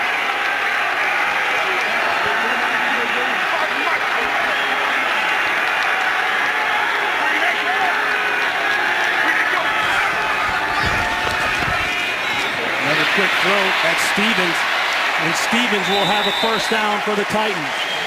Out to Los Angeles. Here's Patrick O'Neal and an update. Fitzy, thanks. 2 winless teams, Kansas City and New Orleans. At the goal line, Drew Brees to the Big Easy, Jimmy Graham, who he's played some basketball in his day, and he's going to get up and he's going to throw it down. Right now it's the Saints over the Chiefs, 17-6 in the third. Ron and Mike. Sounds like the Saints are on the way back. Well, they need it. Yeah, they do. Windless starting the season here. 17 yards on that pass play. There's Johnson around the corner. He's through. Lowers his head. Takes it down to the 48-yard line. Spivey. That's what I like, a lead blocker with Chris Johnson in there. Watch the fullback in here. We're going to go hot and heavy with him. Leading inside on the linebacker. Kaboom! Right there. That safety didn't want to come down and fit at all. Now they're getting the ball downhill with Chris with a lead blocker defining things. It's a one-cut play. Either hit it or bounce it, and that's what Chris does so well. 8 yards on the pickup. See his rush total there starting to creep up. They're starting to, as you said, Coach, get him going, get him outside a little bit. Get him involved. Play action. Big route. It's there. Right has been big today. Another first down. I was watching that come out. That play fake, those linebackers just screamed to the line of scrimmage. This is the dividends of hand that ball up. There's a nice fake there. Linebackers suck up. Jake finds him. Out of position. That's the difference right there. The linebacker was in position had he not had to react to that play fake. Really doing an excellent job of mixing these things up for Jake. First round pick, number 20 overall out of Baylor. Kendall Wright caught some passes from RG3 last year. Making some big plays today. Just getting that ball off before the play clock got him. Went up high looking for Britt. Let's go down to Christina Pink. Hey guys, Jared Cook, the tight end for the Titans, who had that big first half touchdown, is on the bench, no pads on, left shoulder injury. He looks to be done for the day. Back up to you. All right, Christina, thanks. Well, that's too bad. When we watch him in practice, a lot of balls went his way, particularly down that red zone. They'll miss him. Big touchdown earlier in the game, 61 yards. But now the Titans having to hold on here. 4-point game. Boy, that in route, that slant has been there all day. That time not able to hold on. Chris Houston was all over Brett. Well, the matchup with Chris on Brett, there's a definite size difference between the two of them. And it's a challenge for him. Those slants are tough for the smaller corners to handle, and he's able to time that beautifully and make the play on the ball. He's yelling at the official. I think he felt like he got pushed off, but this is the NFL. That does happen. Houston has been out since late August with a bad ankle. Making some plays here today. The receiver screen to Britt. They chase it down from the backside. Great effort. Tullett holds it to 5. Spreading the ball around here very effectively offensively, as well as using his clock, but they're getting themselves into manageable third downs or getting a good play on first down. And what happens now, Detroit in the red zone is going to have to revert back to more pressure, which is what they did earlier in the game to force them to get a field goal like the attempt here. This is 48 yards out for Baronis. He missed the last time out.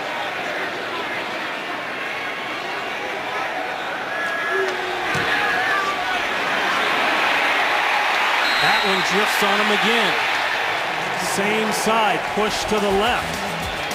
So 2 misses in a row. The last miss, the Lions took it down and scored. Let's see if they can do it again.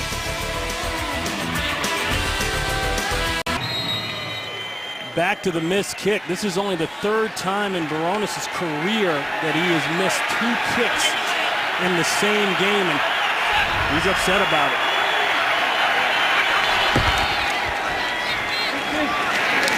Back to LaShore. Not much. Well, that's 2 missed field goals after 2 long drives. You know, the emotional impact of that's hard, but you think of it now, instead of a 4-point game, instead of a 10-point game, it becomes a 4-point game. This is such a tough deal to deal with as a coach. You know, you've got a long drive down there. The players are excited. You're going to get some points, and it doesn't happen.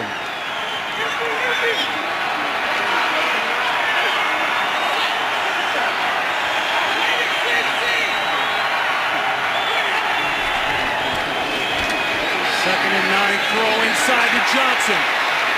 Now starting to work the hash marks. Well, they changed up and did some 2-man here, and they tried to get somebody to run with him instead of running through the zone, but it's pretty hard to run with Megatron. He's got those strides. He just pulls, and the ball by Matthew Stafford was very well placed.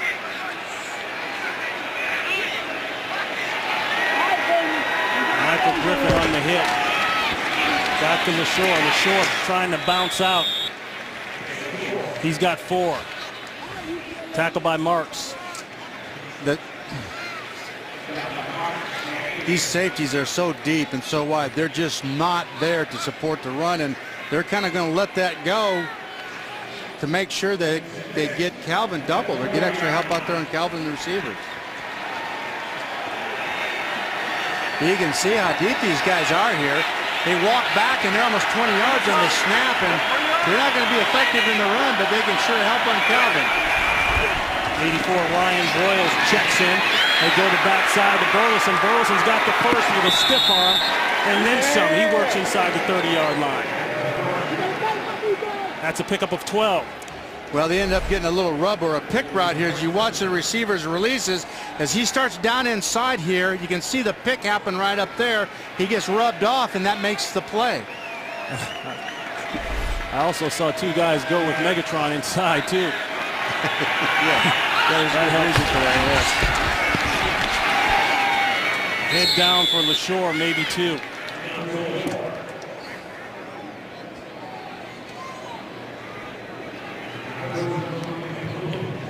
Officially, they'll call it 1, and officially, that is the end of the quarter. Titans holding on to a 4-point lead. Fox NFL Sunday will continue from Nashville after these messages.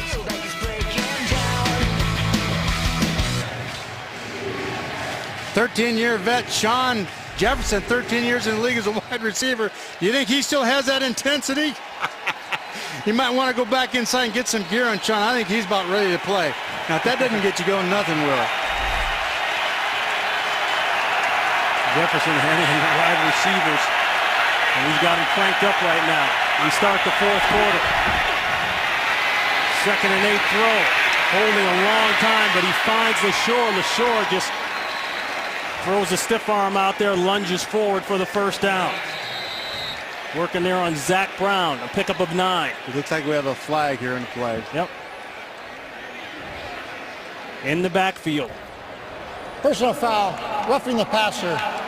Number 90, and the defense, half the distance to the goal, first down. Going against Tennessee, that's a roughing the passer.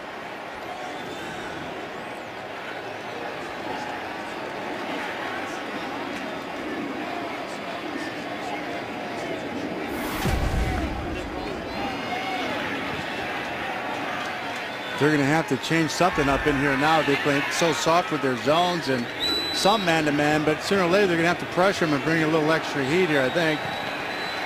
Matthews getting into a little bit of a rhythm.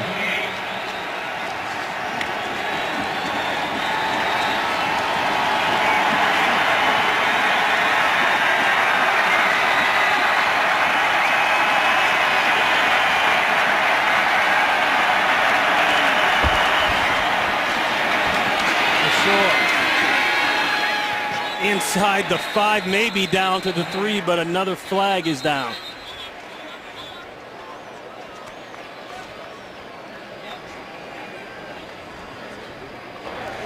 Holding, offense, 77. 10-yard penalty, replay, first down. Vikings 49ers update. Let's go out to Los Angeles and Kurt Menefee.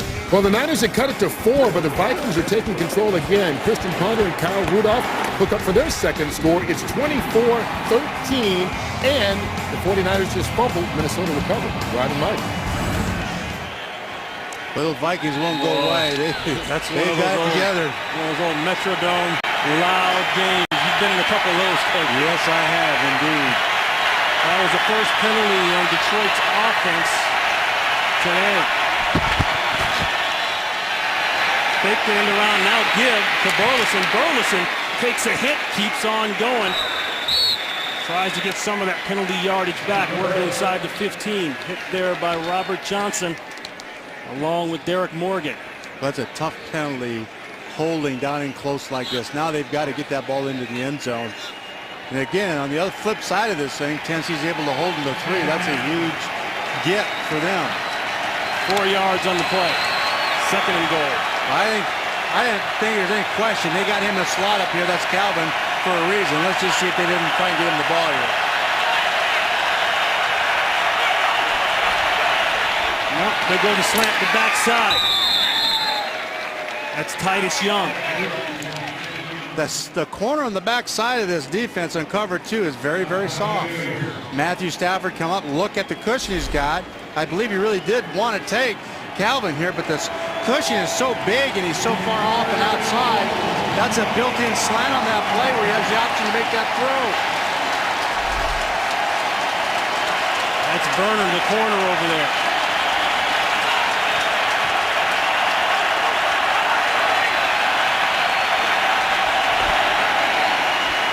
Pressure. Stafford still loose. Throws, and it's incomplete. Intended for Young, and the flag comes out late. Derek Morgan with the pressure.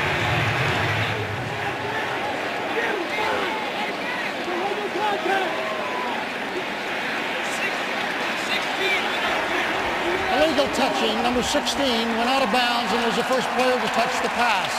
It's a 5-yard penalty, previous spot. Replay third down. Well, Derek Morgan makes this happen with the rush coming around the edge there. He gets a hold of him, almost got the sack, forced him to flush. Now the receiver's got to fight to get open, and he ended up inadvertently going out of bounds in the back of the end zone. It'll be fourth down. Yeah, he can't be the first person to come back in and touch the ball. So that makes it a fourth down, and on comes Hansen.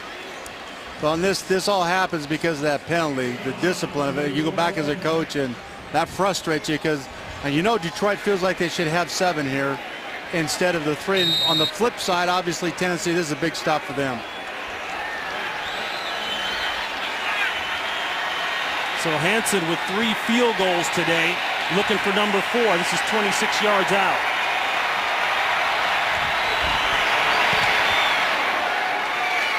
It's through clean. Another drive, more points for the Lions.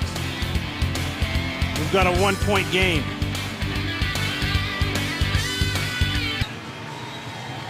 Ten-play drive, 54 yards, 3 points for that man right there, Jason Hansen.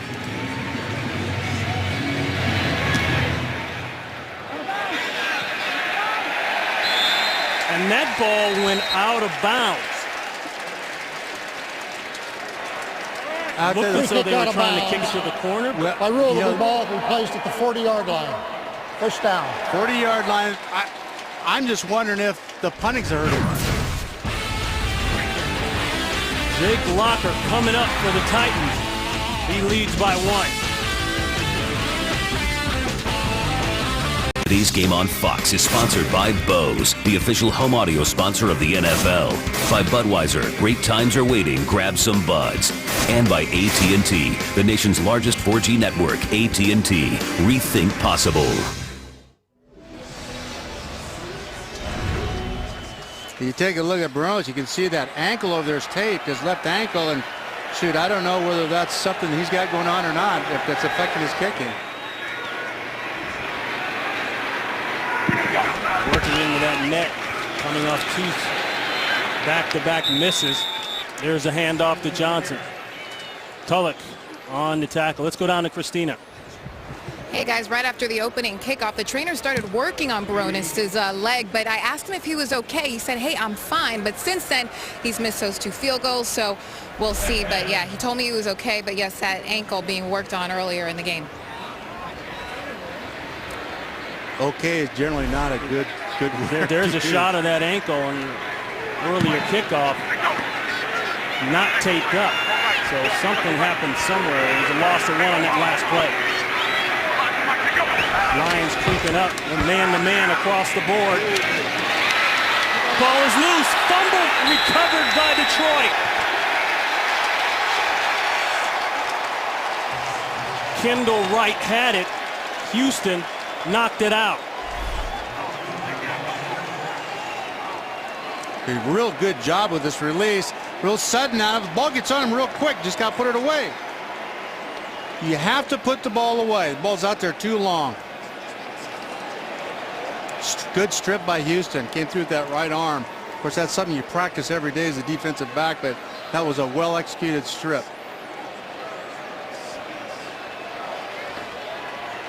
So a big play for Houston. 6-year man out of Arkansas, brought to Detroit in the trade from Atlanta back in 2010. Boy, and a secondary coach that has been riddled with injuries. They're without guys like Louis Delmas. Previous play. They just brought in guys like Jerome Murphy. Brought him in on Tuesday trying to patch the holes. That play is being reviewed by rule. All possession changes must be looked at.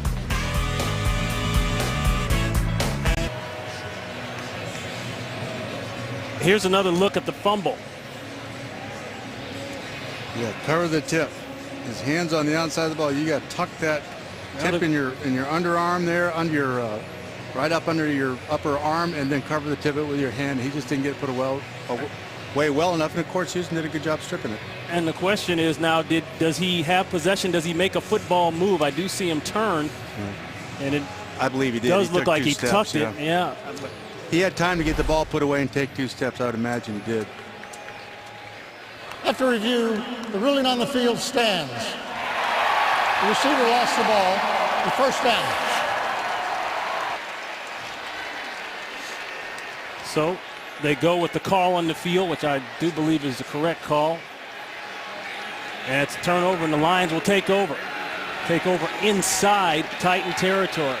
This is the Lions' best starting field position of the day.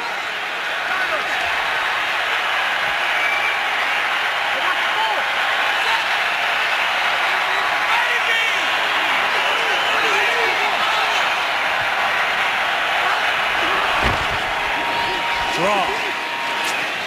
LeSure still going inside the 40-yard line. And the missed field goals have been the difference. Barones, who came in with 18 consecutive field goals, missed 2 straight. Well, that's unusual for him, but no question, after those long drives, to come away empty in such a tight ball game like this is just devastating. 2nd and 2. And a first down for the Lions. LeSure comes in as Bill, picking up 4 there. They said he was a downhill power type of guy, and that's what he's been today. Well, so far, Tennessee's been reluctant to get extra help down there to force the run. Sooner or later, they're going to have to do that. And, of course, when that happens now... That's a problem. Yeah, Calvin's one-on-one, and you don't want that. 23 carries, 87 yards, and 1 touchdown for LeSure.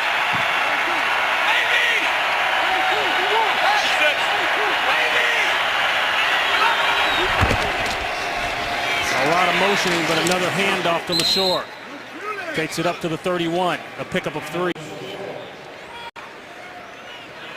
Anytime you can run a hard-hitting play like that at a pass rusher, that really is hard on them. They've got to play a run block. They can't have their way and get up the field anymore, and they're doing a real good job of attacking the edges here in the running game with LeSure.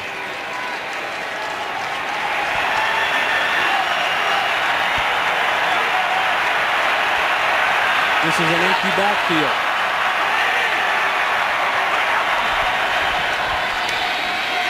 Stafford on the move. Slides down just behind Burleson, inside the 25-yard line.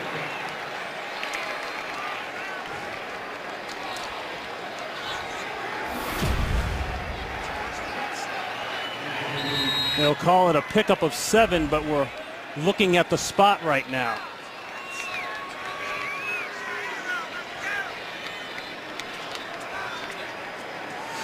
They're going to measure this. It's very close.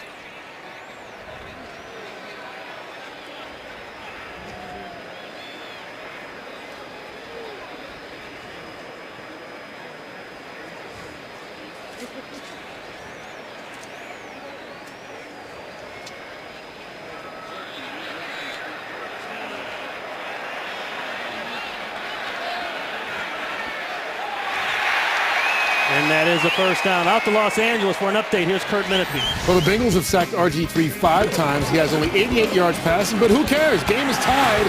He hooks up to Santana Moss for the score. 24 all in the fourth quarter. Ron and Mike, the Redskins have scored 17 unanswered points to even the count. Well, I don't know how you slow him down, Ron. You know, one of a kind. Could you have worked with him? Oh, yeah. Yeah. RG3. There's a look at Matthew Stafford's numbers. LaSure, he sees the cutback well. Good open field tackle, but that's going to be a great gain. Griffin is there, but not before he picks up 9. There is a difference here between Kevin Smith and Mikael LaSure in terms of their running style and being able to seize things and cut back and get there. Yeah, Mikael can make you miss and still run you over. You see Kevin Smith, all he can do is watch as LaSure 2 yards away from the 100-yard mark. A 2nd and 1.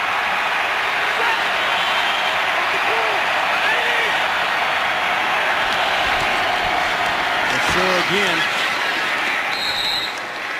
Maybe a couple, but I believe that's a first.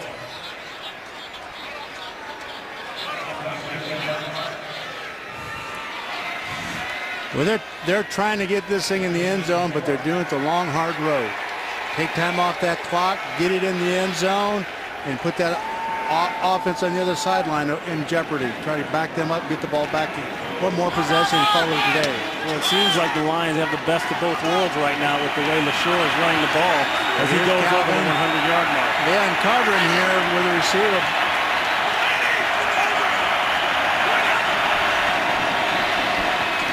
The turn in, turn out, that's complete to Burleson. And Burleson is close to another Lions first down.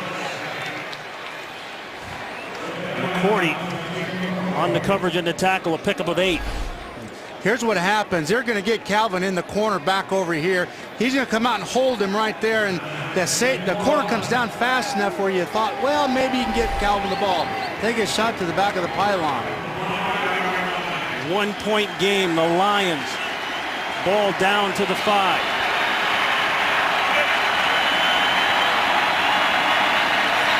George Bell checks in at the tailback spot. He'll get the call. Bell pushing the pile, pushing, still going. They never actually bring him down. Bell takes it down to about the 2. Let's see where they mark it though. It's a first down for sure. Let's check the spot.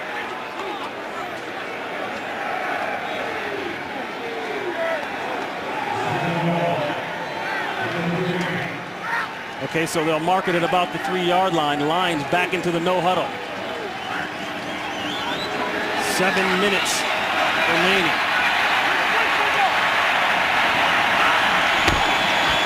Fake the Bell. The quick throw. Touchdown, Burleson.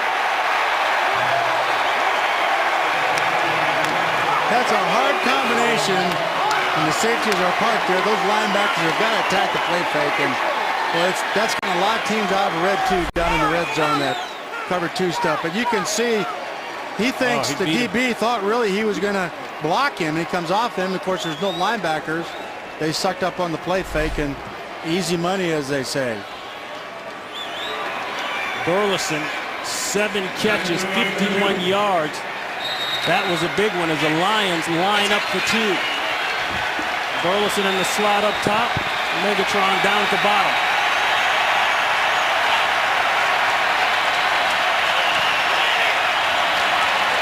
Alteron Vernon screaming something on defense. They overload aside. Throw it, catch it. Burleson again. He gets the 6 and then the 2. Well, he was going out to the corner on this. The corner expanded with him, and he had the savvy to pull it up and work backwards, which is just what you'd want to do with the wide receiver. Real nice read by Burleson back there at the back of the end zone. Does a little trick with the ball, but nothing tricky here. That's all execution. A great throw, a great catch. The Lions with the lead. This game is sponsored by Chevrolet. From kickoff to the last yard, Chevy runs deep.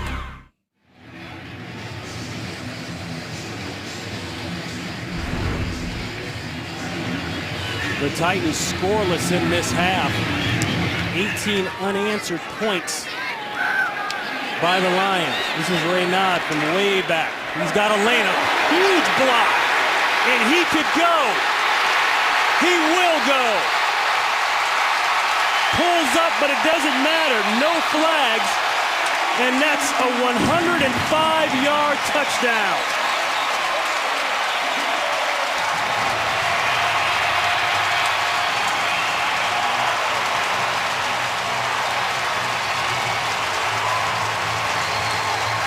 A huge block by Taylor Thompson coming up.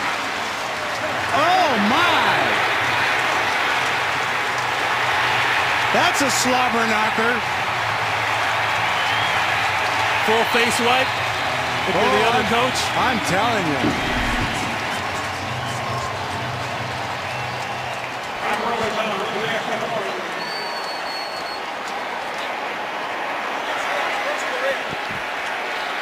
First career touchdown, special teams touchdown on a kickoff for Reynaud, and it couldn't have come at a better time. Special teams have been the theme for the Titans as they tie it up.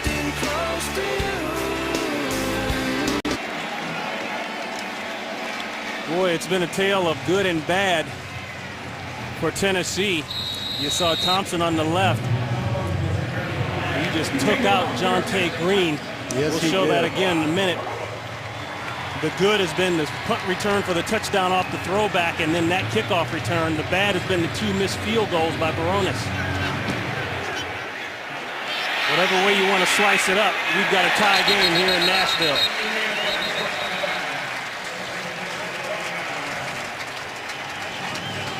Thompson just with a crushing block.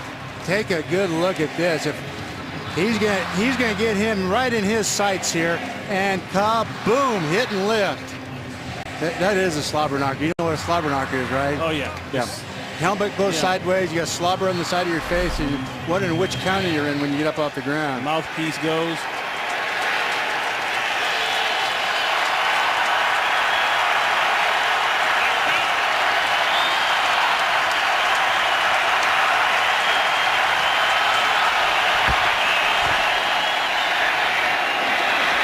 Check down to LaShore, and look at LaShore. There's that Ferrari you were talking about. He picks up a first down. Well, Saturday, it's another great week of college football action on Fox, beginning with the Fox College Football Saturday pregame show. As Aaron Andrews, Eddie George, and Joey Harrington get you ready for kickoff. Then the number 12th ranked Texas Longhorns look to stay undefeated when they head to Stillwater, Oklahoma to take on upset-minded Oklahoma State Cowboys in the Big 12 opener for both teams. Coverage of Fox College football begins Saturday at 7 p.m. Eastern, 4 p.m. Pacific, right here on Fox.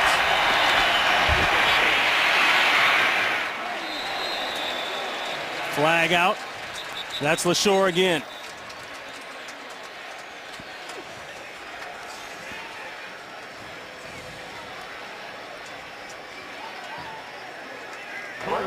Holding.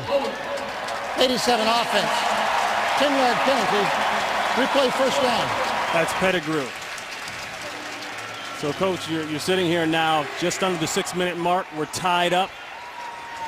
What do you do offensively? Well, you got to go with the things that got you here the second half. You still mix in the run like they've been doing. There's plenty of time.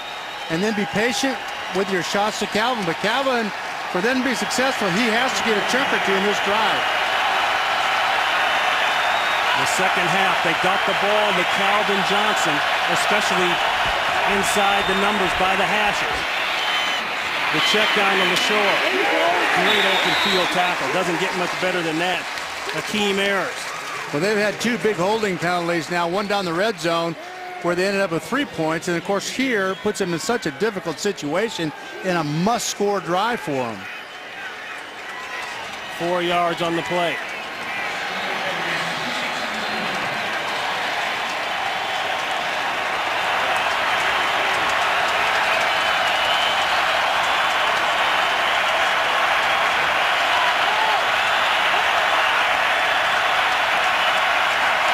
Three-man rush.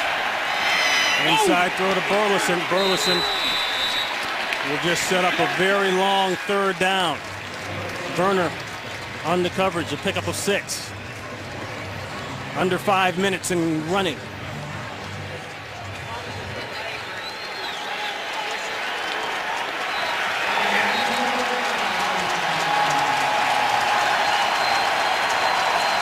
This guy right here, I think, number 81, Calvin Johnson, that's the guy you got to go to win a game. 3rd and 9 or 10 yards. He's the guy that's got to make the play for you.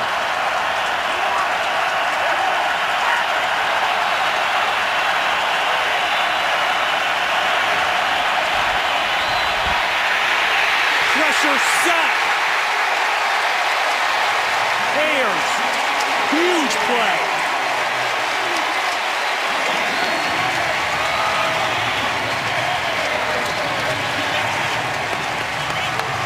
And with 4 minutes, under 4 minutes and counting, they'll have to punt it.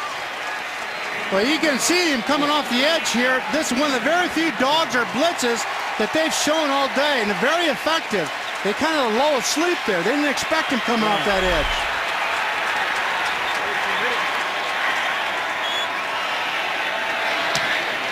Hanson punting for the injured Graham. This is Raynaud. Raynaud goes backwards. 46 yards on the punt, only 4 yards on the return. Tied up game here in Nashville. Ron Pitts, Mike Martz, 27-27. It's been about special teams. If you love special teams, then you love this game. But both teams kind of now in that chess match. Well, they are, and the thing that Tennessee's got to be careful is get away from what got him here. You know, that same quick rhythm passing game, and get Chris Johnson the ball in some of these draws and just hang on to the football and move the chains. This is Locker.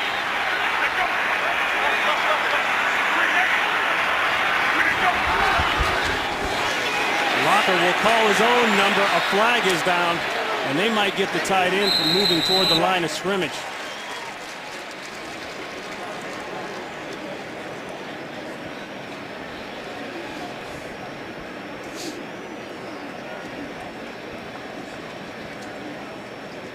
I believe that is the call. Illegal motion. 88 offense. 5-yard penalty. Still first down. That's Stevens. But this game has been about the 2 special teams plays. Before the half, the punt return throwback to Campbell, and he takes it the distance. Then just a few seconds ago, the vicious block right there, and the 105-yard kickoff return for a touchdown. That tied it up. Alan Lowry, the special teams coach, he's going to get a game ball today. No question. Detroit has closed that defense with a free safety, and they've got them all up now. Receivers are one-on-one. One-on-one. What a catch, and he's going to go! Nate Washington over the back and scores over Jacob Lacey.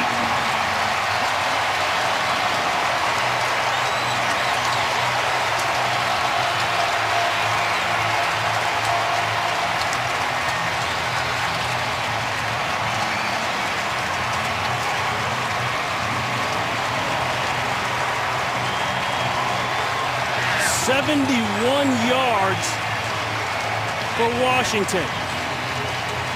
Well, forget about that patient, quick throw stuff and hand it off. Just Make get a that play, ball. right? Yeah, shoot. But they were one-on-one. They have been now for the last quarter on these receivers. Boy, if you like big plays and a lot of action, this is the game. Both sides have lit it up. The extra point is clean, and Tennessee breaks the tie 34-27. I would say they've answered the bell. Here you see they're locked up. He's man-to-man coverage. The safety moves, focuses on the ball. Safety just misses. Safety is very close to getting that. Just undershot that, but what a terrific effort of going back up over and making that catch.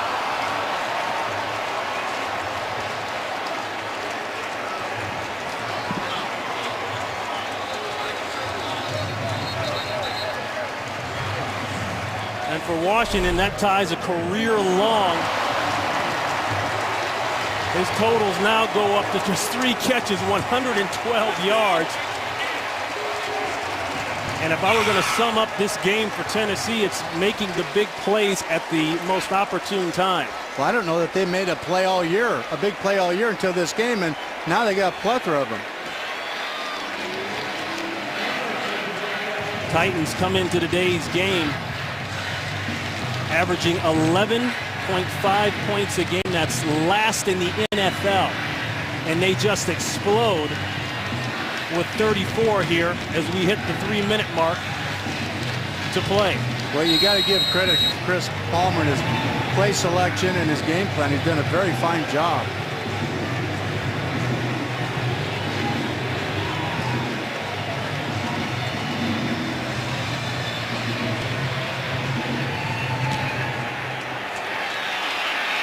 Baronis puts the foot to it and puts it out of the end zone.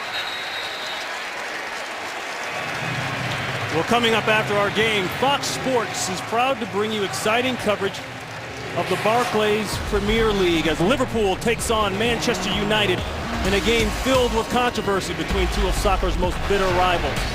Coverage begins following football right here on Fox. Check local listings for the start time in your area. Yeah, I think even with 3 timeouts now, you almost have to treat this like a 2-minute drive. You use the whole clock here and get in the end zone and tie it up and get into overtime. Safety's very deep. Check down. That's Pettigrew. Pettigrew with 7.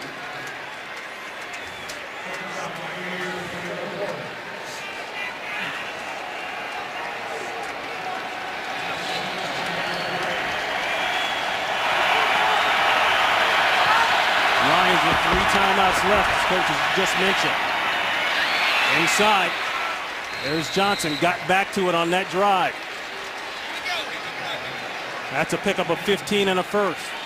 And this is the type of thing, just patient dink and dunk stuff until they start squeezing down on the underneath receiver, and then he's going to get the ball over the top. Talking about Calvin.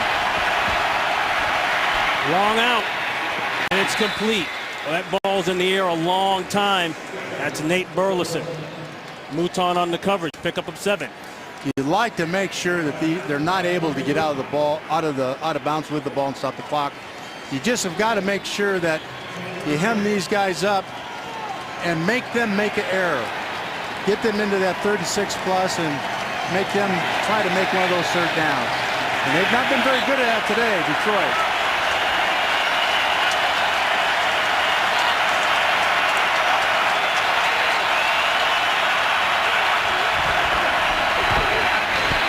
Second and 3 throw, and it's dropped right in the hands Will Heller. of Will Heller.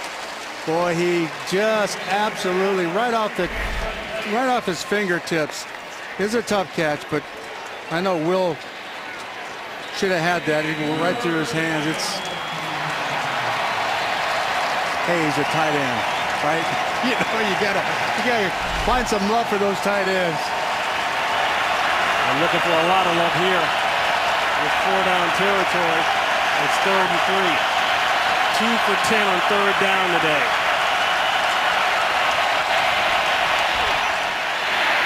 Caught, 1st down. Burleson has been huge today. That's a pickup of 5.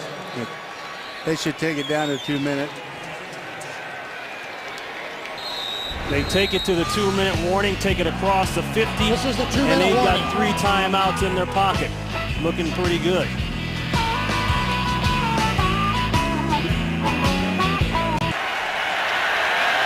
Under 2 minutes, 34-27 game, 3 timeouts apiece for each team.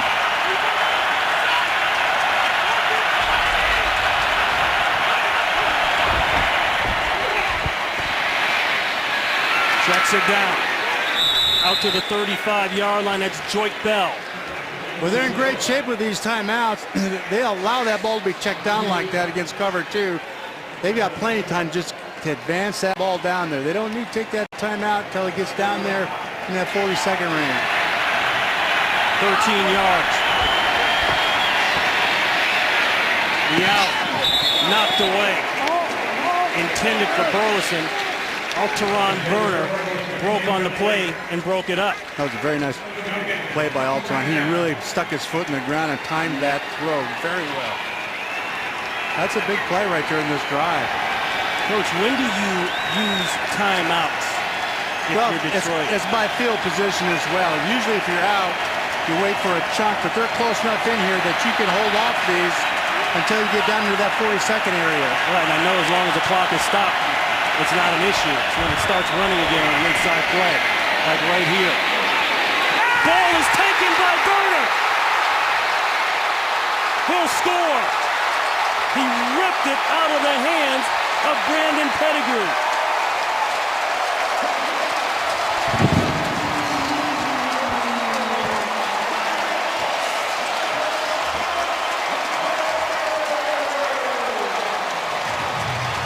The third non-offensive score by the Tennessee Titans, and that has been the difference. But whatever stock there is in this, I want it. I'm buying it. Wow.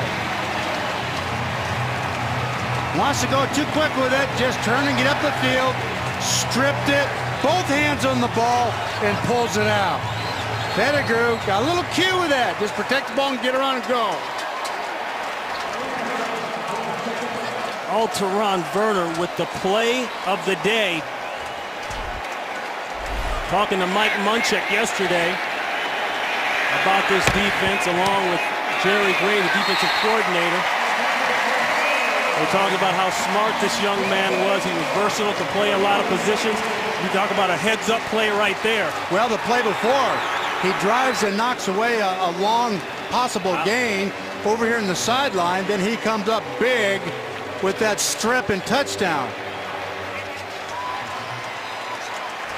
72-yard return on the fumble, or steal, whatever you want to call it, by Burner. Third-year man out of UCLA. Now, making a huge play here.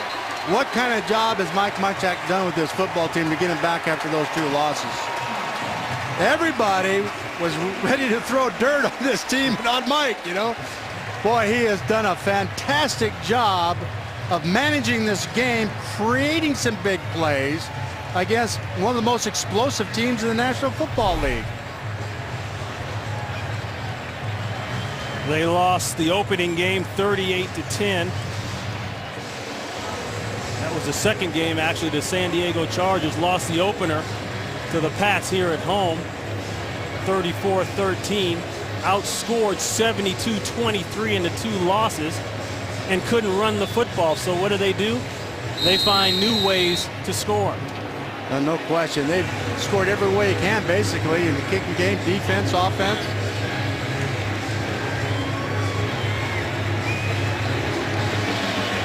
A 41-point explosion by the Titans. Logan will sit on it. And the big plays today, well, it started on the punt return, the throwback, Reynaud to Campbell.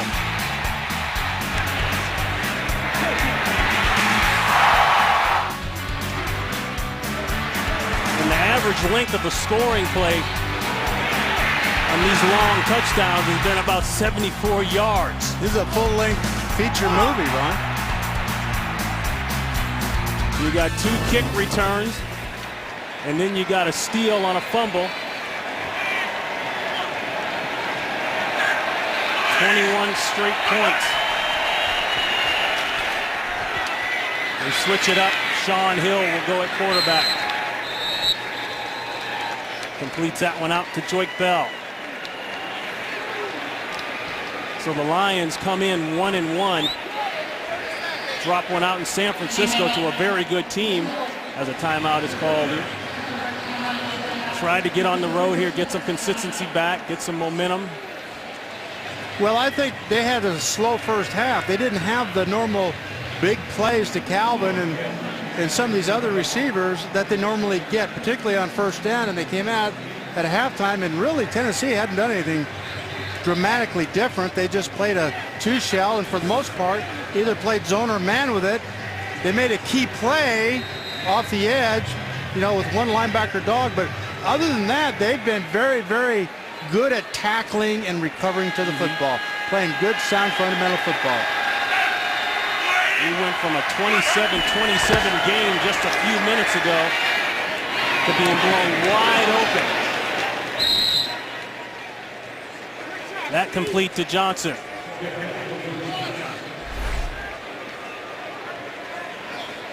Stafford here. Stafford here. It looks like he may have rolled an ankle here.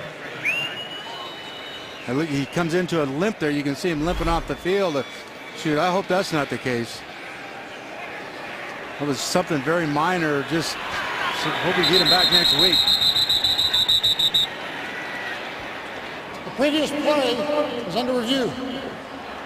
That review coming from upstairs because we're under 2 minutes. It can't come from the sideline. In question, a 20-yard play. Now you're forced to take some big shots here like you did here over on the sideline, and you try to stop the clock by getting it out of bounds, but you have to get chunks to have an opportunity to make an onside kick to win this game or get the ball back and have a chance.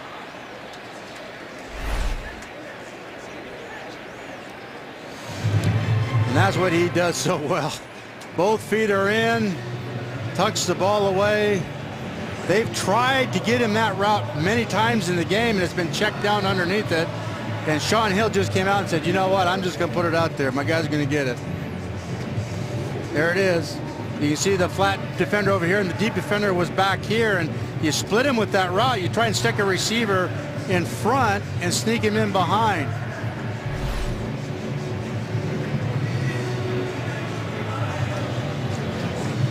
And the Titans today, Coach, doing the exact opposite of what's been done to them on defense. They had been giving up big runs, big plays, big points, and then they flip it around today. Well, I think the issue is entirely in the secondary. I think this is a different secondary that showed up in this game from what I've seen the first 2 ball games. They've tackled exceptionally well. They've read the quarterback, had great break on the arm of the quarterback and throw, have made some outstanding plays in the secondary, and really, they didn't trick them with any blitzes or extra super defenses. They got in a zone, and that's it. Well, next week on Fox, football action returns with a full slate of games. These Lions will take on the Vikings, the Panthers, and the Falcons. They'll do battle the Seahawks and the Rams. In the late games, the Saints and Packers and the Redskins. After review, taking on the Bucks. The field is confirmed. The receiver had 2 feet down with possession of the ball. First down. All right, so the catch is good.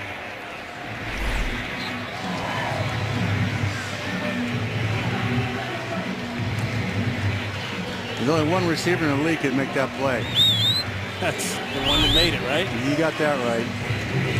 96 catches, over 1,600 yards for Megatron last season. 45 touchdown catches since 08. That's tops in the NFL. The check down. Joik Bell.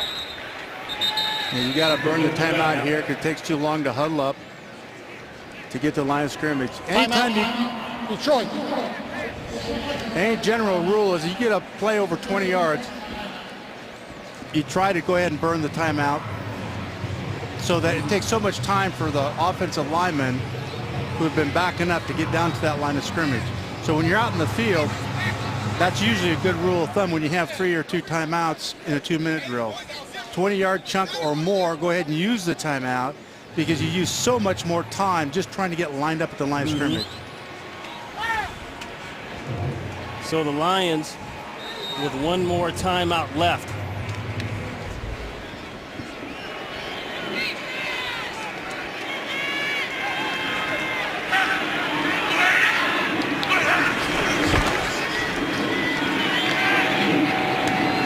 Hill out to the numbers. Johnson, and Johnson takes it down inside the 20-yard line. Let's go down to Christina Pink.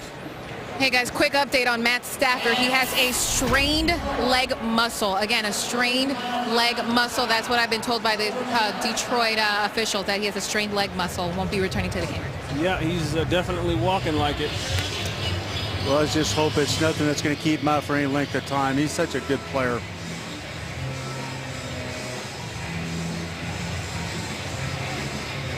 But Sean Hill, I had Sean Hill as our starter at San Francisco. And Sean is an excellent quarterback. I just don't consider him as a backup. I think they're very fortunate in that they basically have got 2 starters on their roster. Stafford will finish on the day, 33 of 42 with 278 and a touchdown.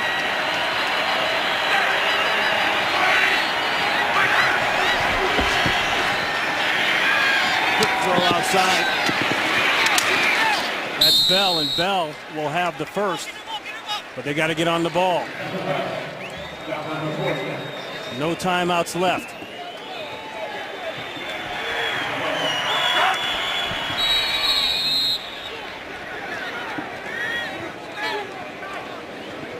So barring more crazy plays and miracle type plays, the Tennessee Titans will get their first win of the season. The Lions will drop to 1-2, and for Tennessee, here's a look at their upcoming schedule.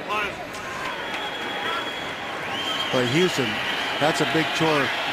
They're playing so doggone well. What a dogfight that thing's going to be, the way these guys are playing.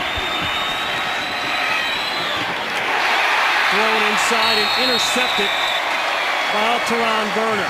Penalty on the field here.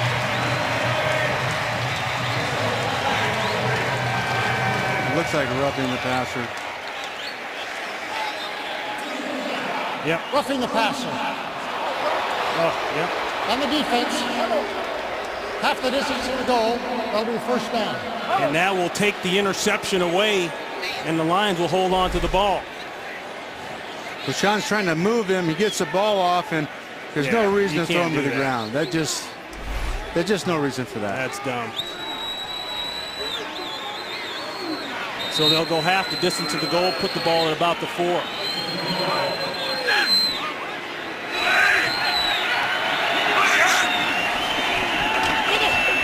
Throw inside, caught, touchdown, Johnson.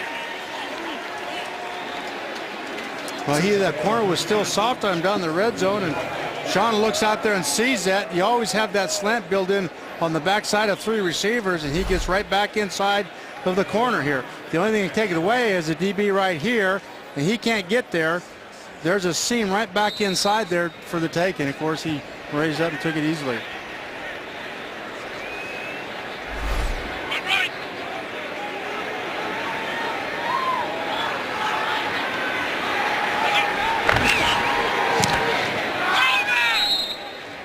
Extra point is up, and it's good. So the Lions get close, but without being able to stop the clock. You know, it seems fairly academic for Tennessee. Well, it still makes you nervous as a coach. There's 18 seconds left. Right? You lose that onside kick, and you put one of those Boston College shots up in the end zone, and it's anybody's ball. You're still very, very nervous. You can't call it.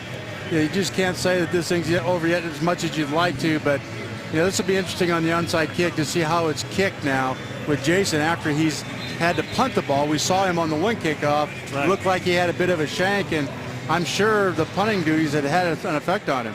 Yeah, Ben Graham went out early in the game with the injury, so Hansen had to step in and handle the kicking duties as well as the punting duties.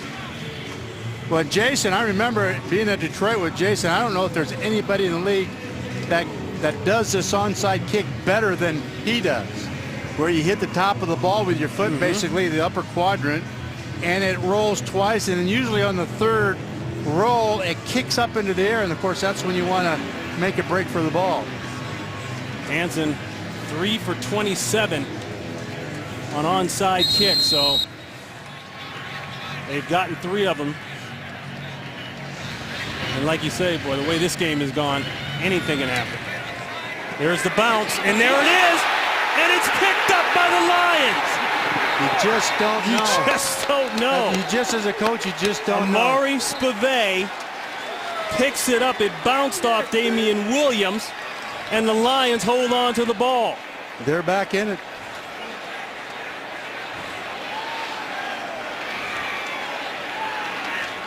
Jim Schwartz is motioning something.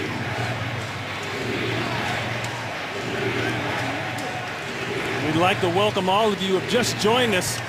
We have got a crazy game here. It started out. Detroit has recovered the onside kick. Kicking team cannot advance the ball, so it's first down, Detroit.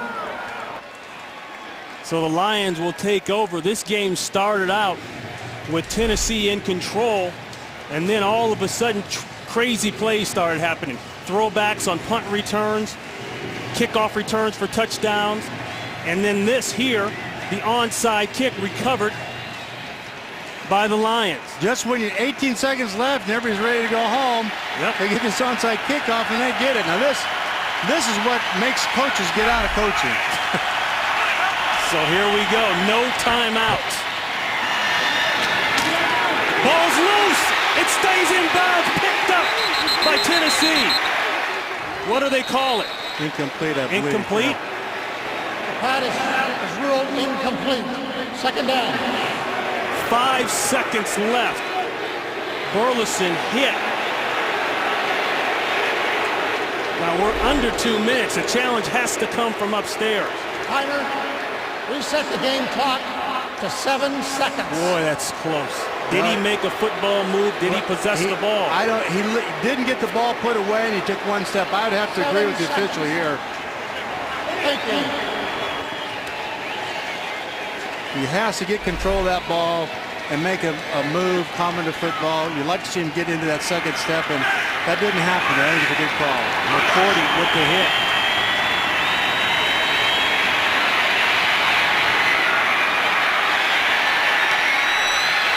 And it's caught! It's caught by the Lions! Are you kidding me? Titus Young caught the tip. 18 seconds. They had 18 seconds to get that onside kick and get the ball into the end zone, and they did it. Did you think about Doug Flutie when he threw it? Unbelievable. And this all started with a personal foul on an interception in the end zone that could have ended the game. Akeem Ayers tips it, and Titus Young catches the ball for a touchdown. Boy, you talk to your guys about not tipping it up. Hit it down or make the catch. But boy, when you tip it up, bad things happen. And this to tie it up. It's through, no flags, and how about that? 0-0, and we are going into overtime. They're going to have to go in the parking lot and get these people back into the stands. Unbelievable. Titus Young will be off to the right of your screen. Not even in the picture yet. There he is.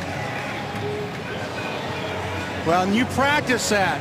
You have what you call a trailer, and he's the trailer in this. He's the receiver that goes behind the rest of them and plays the tip ball. You have a guy over the top. He's trying to get a guy on either side, so it's almost a diamond shape. And it worked out to perfection. Doesn't come out like this very often. Young, the second-year man out of Boise State, the second-round pick in 2011, wears senior on the back of his jersey in honor of his infant son. Was approved by the league, by the team. 15-minute period. And right now, everybody in Detroit approves what he just did. We'll be given 2 timeouts All replays will be handled by the booth.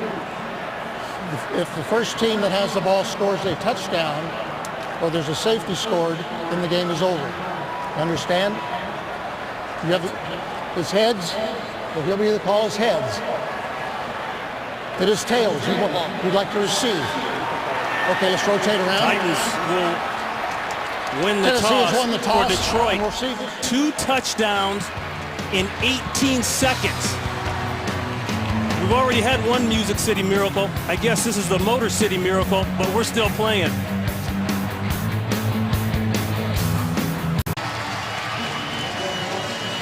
All right, so we are now in overtime, and the new overtime rules that used to apply only to playoffs apply to the regular season. If you win the possession, the opening possession, you cannot win the game by simply kicking a field goal. You can win it on a touchdown, but a field goal for the opening possession team will not win the game for you. Back deep. Reynard. He's hit hard. Didn't get out past the 20-yard line.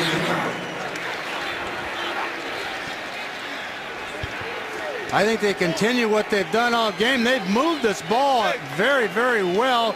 Don't get anxious and try and get a chunk out there. The only exception to that would be Detroit has been in a lot of single safety high, a lot of man-to-man. They're going to show it too deep, get back to hand that ball and playing dink and dunk. It'll be interesting here to see what Detroit's plan is. Once again, each team under overtime now. Well, they're going back to their man-to-man stuff here, Ron. Will get a possession unless the first possession team scores a touchdown. Locker. The long sail route to the corner, and it's complete. That's the tight end, Stevens. They've been able to make some of these big plays against their man-to-man, both at wide receiver and at tight end. That's good for 24 yards.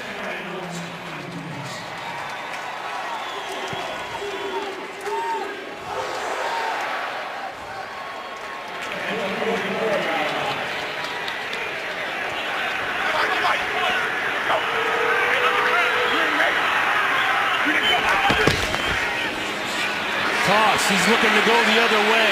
Great job by Vanden Bosch, the former Titan. He was having none of that. Well, they tried to run a quick toss out to the bunch formation, but with this man-to-man, they've got all these guys lined up over here. And Vanden Bosch, all he's got to do is contain that thing, which he does a very nice job of doing. That's a loss of 8 on the play. We have had 3 touchdowns of over 70 yards on the part of the Tennessee Titans. 2 by kick returns. One of those was a trick play. And then a fumble recovery, a ball ripped out of the hands of an offensive player and taken the distance. Confusion here. Yeah. Timeout, Tennessee. Timeout called by Tennessee. The first charge timeout. Tennessee now has 1 timeout left. And a quick look at the overtime rules. Coin toss determines possession. Both teams have an opportunity to possess the ball unless the initial possession, that would be Tennessee's, is a touchdown. We'll go 1 15-minute period. If the score remains tied at the end of that period, game ends in that tie. I just felt like it's legal to play defense.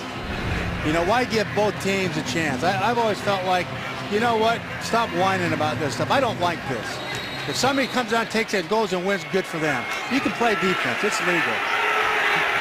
That's great coming from an offensive guy. I like to hear that. 2nd and 18.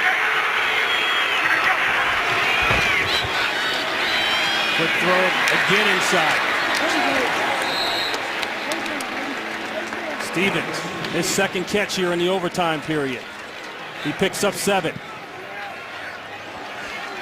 But at least it's into somewhat of a makeable situation. 2nd and 20 or 18 is that's incomplete. And you're looking at 3rd down. Now you're going to put Detroit into a real easy 3rd down opportunity. So they're back into their 2 deep shell. movement early. False start. 64 offense. 5-yard penalty. Still third down. That's Leroy Harris. All right, Coach, what is your play call here now? Without overextending yourself. Well, first of all, Leroy, this is just, you just can't have this stuff in a critical moment of the game. Like, you got to hold your water. Leroy's a little bit new, and all that good stuff. But shoot, once you're a starter, you can't have those things.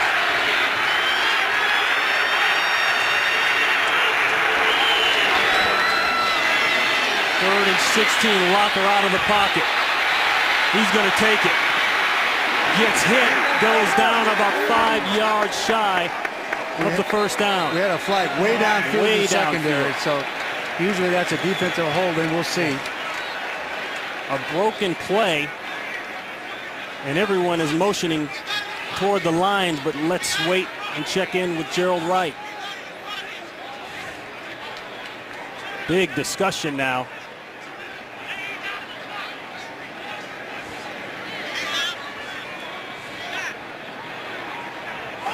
Holding. Defense number 28. 5-yard penalty from the previous spot. Will be first down. Here he is right here. You can take a look at him. He's got to hold him past the 5-yard, and you can't do that. Well, that's a good blatant. call. Yeah, there's no question. There's no reason for that. You don't need that. That's Dwight Bentley, cornerback. The Lions offensively have been efficient. They got Calvin Johnson involved in the second half. He was able to do a lot. 9 yards, 9 catches for 138 yards. Very quiet in the first, though. He did make the difference in tying this score up in the fourth quarter. Some confusion now from the officials as Gerald Wright walks to the sideline.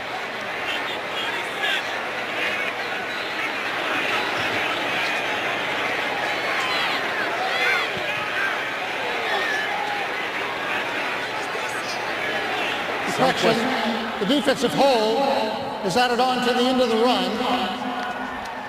5-yard penalty, still a first down. Yeah, I was wondering when they're going to change that 3 to a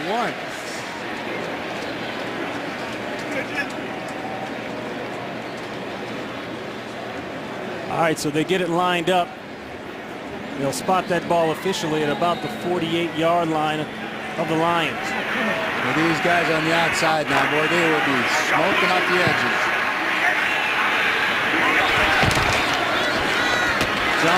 Johnson, he's been hemmed up all day long. Everyone's screaming, face mask, and they may get it. He loses big, but he might get a face mask call. Big penalties at just the worst time possible.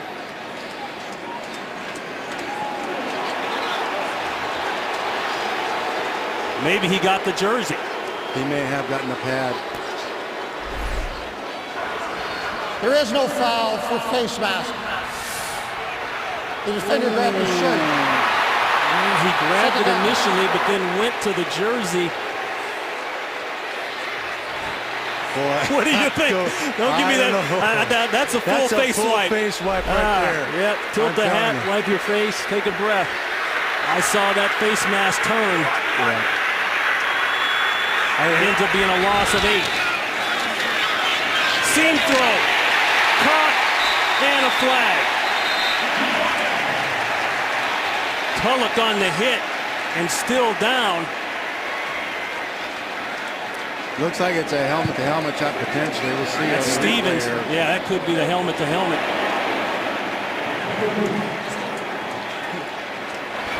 Personal foul. Helmet-to-helmet contact. 55 on the defense. That will be added on to the end of the pitch. First down. Oh, a big penalty. Yeah, you can see it right here. Right there, you saw him. Top of the helmet hit him. It was a good call.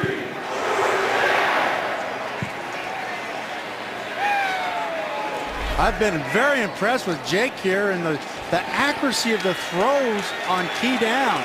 But you've got to make a big play. It's 2nd and long, and he sticks that ball the only place he can.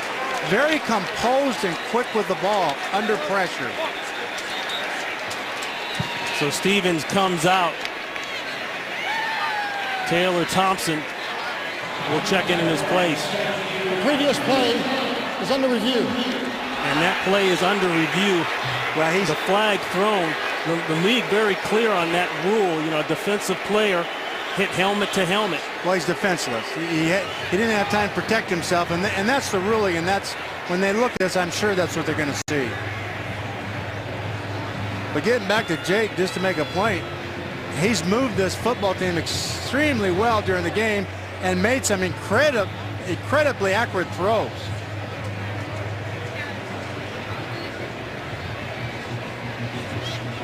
Right now, we want to go out to Los Angeles and bring in Mike Pereira. Mike, that last play there, the flag thrown, the helmet-to-helmet contact. Give us your take on it. Well, I think that's the absolute right call for that. I mean, he's not completed the process of the catch, which includes being able to protect himself from contact coming from a defender. What they're looking at, though, is whether or not this is an actual completed pass. You can see the ball actually. Watch this shot here. You know, the question is, he gets hit just as the second foot hit the ground. Does the ball hit the ground and then come loose? And that's what they're looking at right now to try to determine whether or not this ball actually touches the ground and then pops loose, which would make it incomplete. You'd still have the penalty, but it would be enforced from the previous spot, not from the end of the run. And Mike, I don't think the ball got to the ground. Yeah, Mike, from that angle, it didn't look like it touched the ground, and that ball can move as long as it doesn't touch the ground, as long as he secures it. As long as you're absolutely right, Ron. As long as the ball doesn't touch the ground, then it's still a catch. Okay. They can roll around all at once as long as he secures it in the very end. Right, that's correct. Thank and you. to me, it doesn't look like the ball gets to the ground. From our looking at that thing the first time, it looked like it was a clean catch, but I didn't realize it was bobble as much. Thank you, Professor Pereira. Yes, Mike sir. Pereira. I am here anytime for you guys. Mike Pereira, former head of officials, Dapper as always. taking care of business for us on the official side here at Fox. Another look at it. There's the helmet-to-helmet contact, and as you already mentioned, Coach, he's not, as Mike mentioned, he's not protected, can't protect himself yet, so therefore he is defenseless. But then the second part of it is that. He's able to roll over, secure the ball. And here comes Gerald Wright with the call.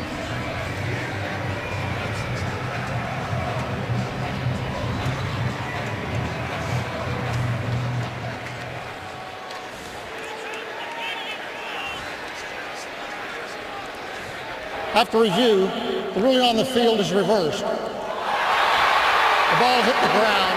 It was an incomplete pass. The third down, 18 on the 44-yard line.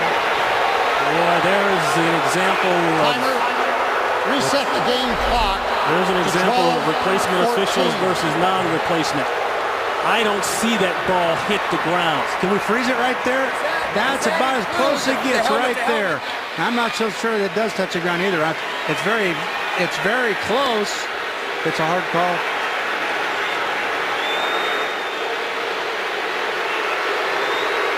And the call on the field was a catch. So unless the video image is clearly definitive, Pass was incomplete. then they stay with the call on the field. The personal foul that was called on the play. 15 yards from the previous spot. It'll be a first down. But as Mike Pereira just mentioned, they stay with the personal foul part of it. Yes. But I just didn't see where the ball clearly hit the ground. No, you'd almost have to guess it. I just think that in that situation, normally you just let it stand, but obviously he felt good that in his mind, it did touch the ground. Once again, we are in overtime. The new rules say because the Titans have won the toss, first possession, they cannot win this game on a field goal. They can only win this game right now with a touchdown.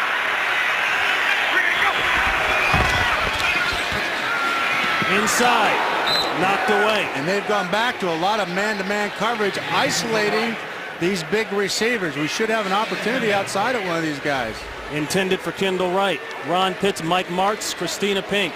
It has been a wild game here in Nashville. We have had 2 special teams touchdowns of over 70 yards, one on a punt return that was a throwback a la Music City style. Another kickoff return for a touchdown, 105 yards. Toward the end of the game, what looked like the icer, Alteron Werner ripped the ball out from the tight end Pettigrew, took it back for 70-plus yards. The long out, way too long. That's his first miss of the day. Intended for Wright. Bentley all over it, and you're right. That's his first missed throw of the day. He's been on target with everything. He came back and just took off on him a little bit, but with all this man-to-man coverage, Chris Johnson is isolated on a linebacker one-on-one. I would imagine here he should be able to get the ball on a check down, if not down the field, on this third down play. Greg Stevens checks back in at the tight end spot. This is a 3rd and 10.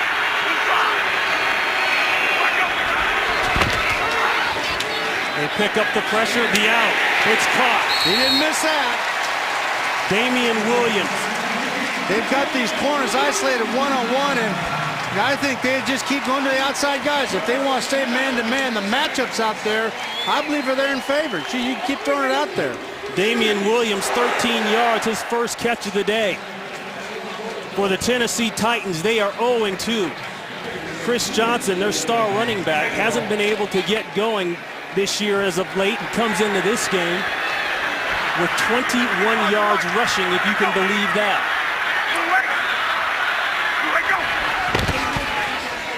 Fake to give to Johnson to throw back outside. Not a lot there. A pickup of 1. One of the things that we've not mentioned That's so Kendall far, Wright.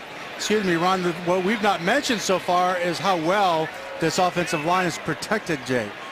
And giving him a nice pocket with whether it's a 5-step or a 7-step drop. And granted, he's getting the ball out of there quickly, but boy, this group that's lined up on the other side is unique. And they have really stalemated them for the most part. Just saw a quick shot there of Bruce Matthews, the Hall of Famer, offensive line coach for the Titans.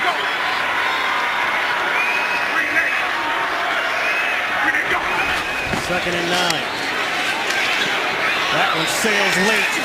Is it caught? No. The official says no. Intended again for Williams. Well, so many times a young quarterback will take that sack or just throw it into the defense, but he was just getting hit when he threw that ball, and that was very close to being on the 3-yard line as a completion.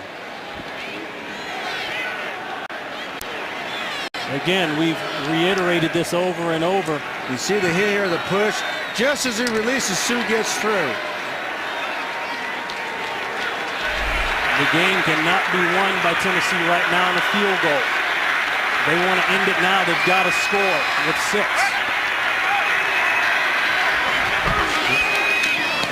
Williams.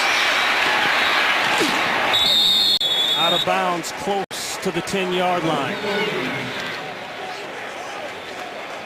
Well, they brought the ranch that time, Ron. They brought everybody, which put him outside one-on-one with a lead blocker. That was close to going in. A pickup of 7. On the other side of the ball, if the Lions get a shot to get back on the field, Matthew Stafford injured. He is out at quarterback. Sean Hill, the backup, is now the quarterback. And the great plays, the big plays earlier, just before the half, the throwback on the punt return. Reynaud to Campbell. Look at the block. Look at the kickoff return for a touchdown by Reynaud. 105 yards. Incredible reception. Incredible. Nate Up over the Washington top by Nate Washington, huh? with the touchdown. And this looked to be the icer by Werner. But Sean Hill, desperation throw, seconds left. Down by a touchdown. The ball gets tipped a la Doug Flutie style and into the hands of Titus Young Sr. for the touchdown. 2 back-to-back touchdowns with very little time off the clock after that onside kick with 18 seconds left to go. They're able to get in the end zone. Remarkable. The Titans 0-2, looking for their first win of the season. The Lions 1-1, dropped one in San Francisco last week. This is 26 yards out. Barones has missed 2 straight. This will not win the game for the Titans. Puts it through, and it's clean. No flags are down. But you go back to the 2 missed field goals, and should they be in the locker room right now had they made those field goals? They'd be undressed on the way home. Yeah, this is unfortunate, but at least he's able to put that through the uprights. Now, Detroit has had to go out on the field 2 times in a row after the onside kick. They had a little bit of a respite here. Now they've got to put together one of those long drives that they've been able to do all half in the second half. And one of the plays we didn't show there with the crazy onside kick, the recovery. I mean, you said I've never seen anything like this. This many plays, crazy plays in a game with that little time. That's incredible. I can't believe it. In 38 years of coaching, I've never seen anything like this. You know, all these going back and forth with strip for a touchdown, onside kick recovered, and then throwing a Hail Mary into the end zone. I've never seen a game like this.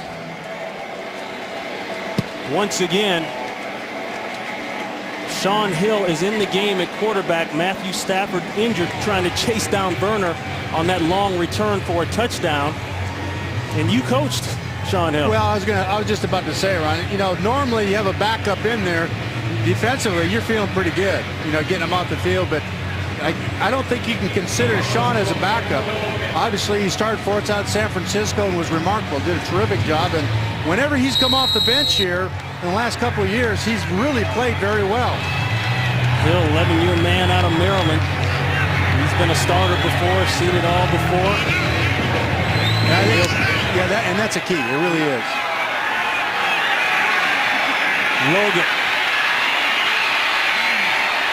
Logan dances, gets out past the 20-yard line. Let's go to Los Angeles. An update. Here's Patrick O'Neill.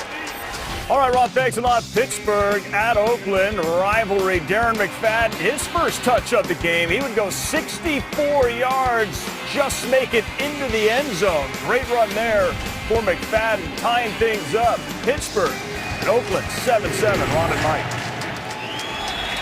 All right, Patrick, we've got a great one here. First drive of the overtime period for the Lions, and Shaun Hill at quarterback. He'll go with the boot. The easy throw, that's Pettigrew. Pettigrew, as they try to rip the ball, remember they stole it from him before and took it the distance for a touchdown. Well, he gets it down to the 40, 17 yards. He rolled over with both arms that time. That's just too big on first down. This is something that Detroit has always done a good job of on first down, is come out and get a chunk like that. So, you got it. Calvin's going to come up big somewhere in this drive, and you've got to make sure you're tight on him. Just don't let him get loose. A touchdown can win it here for Detroit. And they give on the ground there, that's Joique Bell. Joique Bell along with LaShore. They're taking the pressure off of Shaun Hill, giving LaShore the ball like they did in the second half. And that's what makes it so difficult. Now you show him the ball and throw it over the head, or you come out like they did on first down with the bootleg, and having Michael LaShore back there is a whole different dimension to this offense. LaShore not in now, even though he's gone over the 100-yard mark. Throwing the seam, there's Johnson, and he's got it. He went up and took it down to the 30-yard line. Coach, that's exactly what you said. Well, it was coming. Once he's in the slot against cover 2, Shaun's not going to hesitate with this throw. Shaun is going to lay that thing up there. There's that hole back behind there, and he does a very nice job of just laying that thing out there, letting Megatron go get the ball, which is what he does best. Griffin doesn't go for the ball or the hit, and it's 25 big one. They'll put it on the ground. That's Bell again. He gets 5. Well, that halftime talk about Calvin Johnson with the coaches, right, by Coach Schwartz paid off with the 10 catches and 163 yards. Big day for Calvin in the second half. 1 catch in the first half.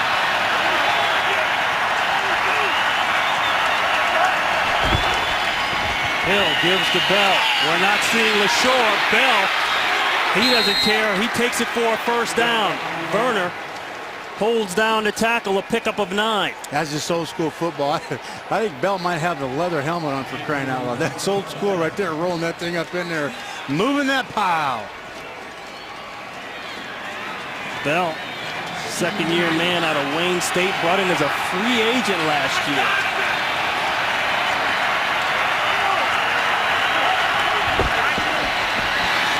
Bell turns it up. Got a couple. We'll call it about 2. Bell, as a freshman at Wayne State, used to work as a security guard back at Ford Field. I wonder how many times he dreamed about putting on that Honolulu blue and How about that? winning the game. You ever think he had dreams about being in a situation like this? And here he is. Yes. Overtime, 7 minutes and counting, a 2nd and 8. Trying to be the reason why. He flanks wide left. Megatron in the slot up top.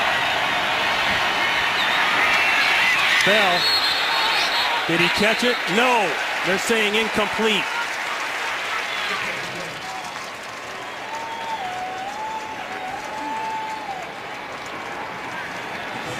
Tennessee substitutes, gets a fresh group of linemen in there. Good time on 3rd down. Get a good group in there, all juiced up and ready. Bell checks out. LaShore checks in. Lions 3 of 11 today on 3rd down. The Calvin in the slot again. Check down. LaShore upended.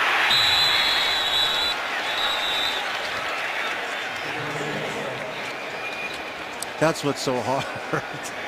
You know, you're trying to get back and take Calvin out of it, and then they just dink it to LaShore right underneath. Let's check the measurement. This is going to be close. Maybe the second effort there after the hurdle got it. Nice move. Oof. This is going to be close. Yeah, no, Reminding everyone again, with a touchdown, the Lions can win the game. Oh, there it is. It's short. What call do you like down here, Mike March? well, I think that Bell is rolling in there pretty good. I just might turn around and hand him the ball and tell him to move the pile with that offensive line they have. That group's been together now almost 3 years. You got a bunch of road graders up there. Or LaShore, either way.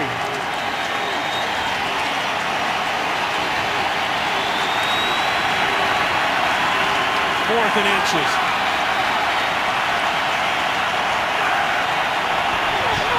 Quarterback does it. I don't know if he got it. He fumbled the ball. They look like he and went fumbled the backwards. snap, yes. Lost the helmet.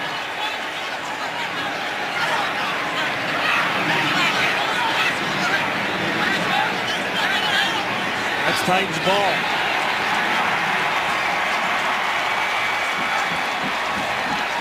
It's Titan ball.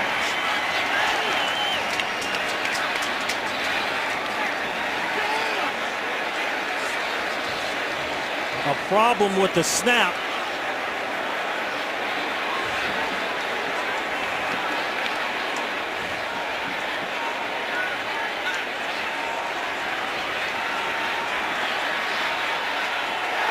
Titans win.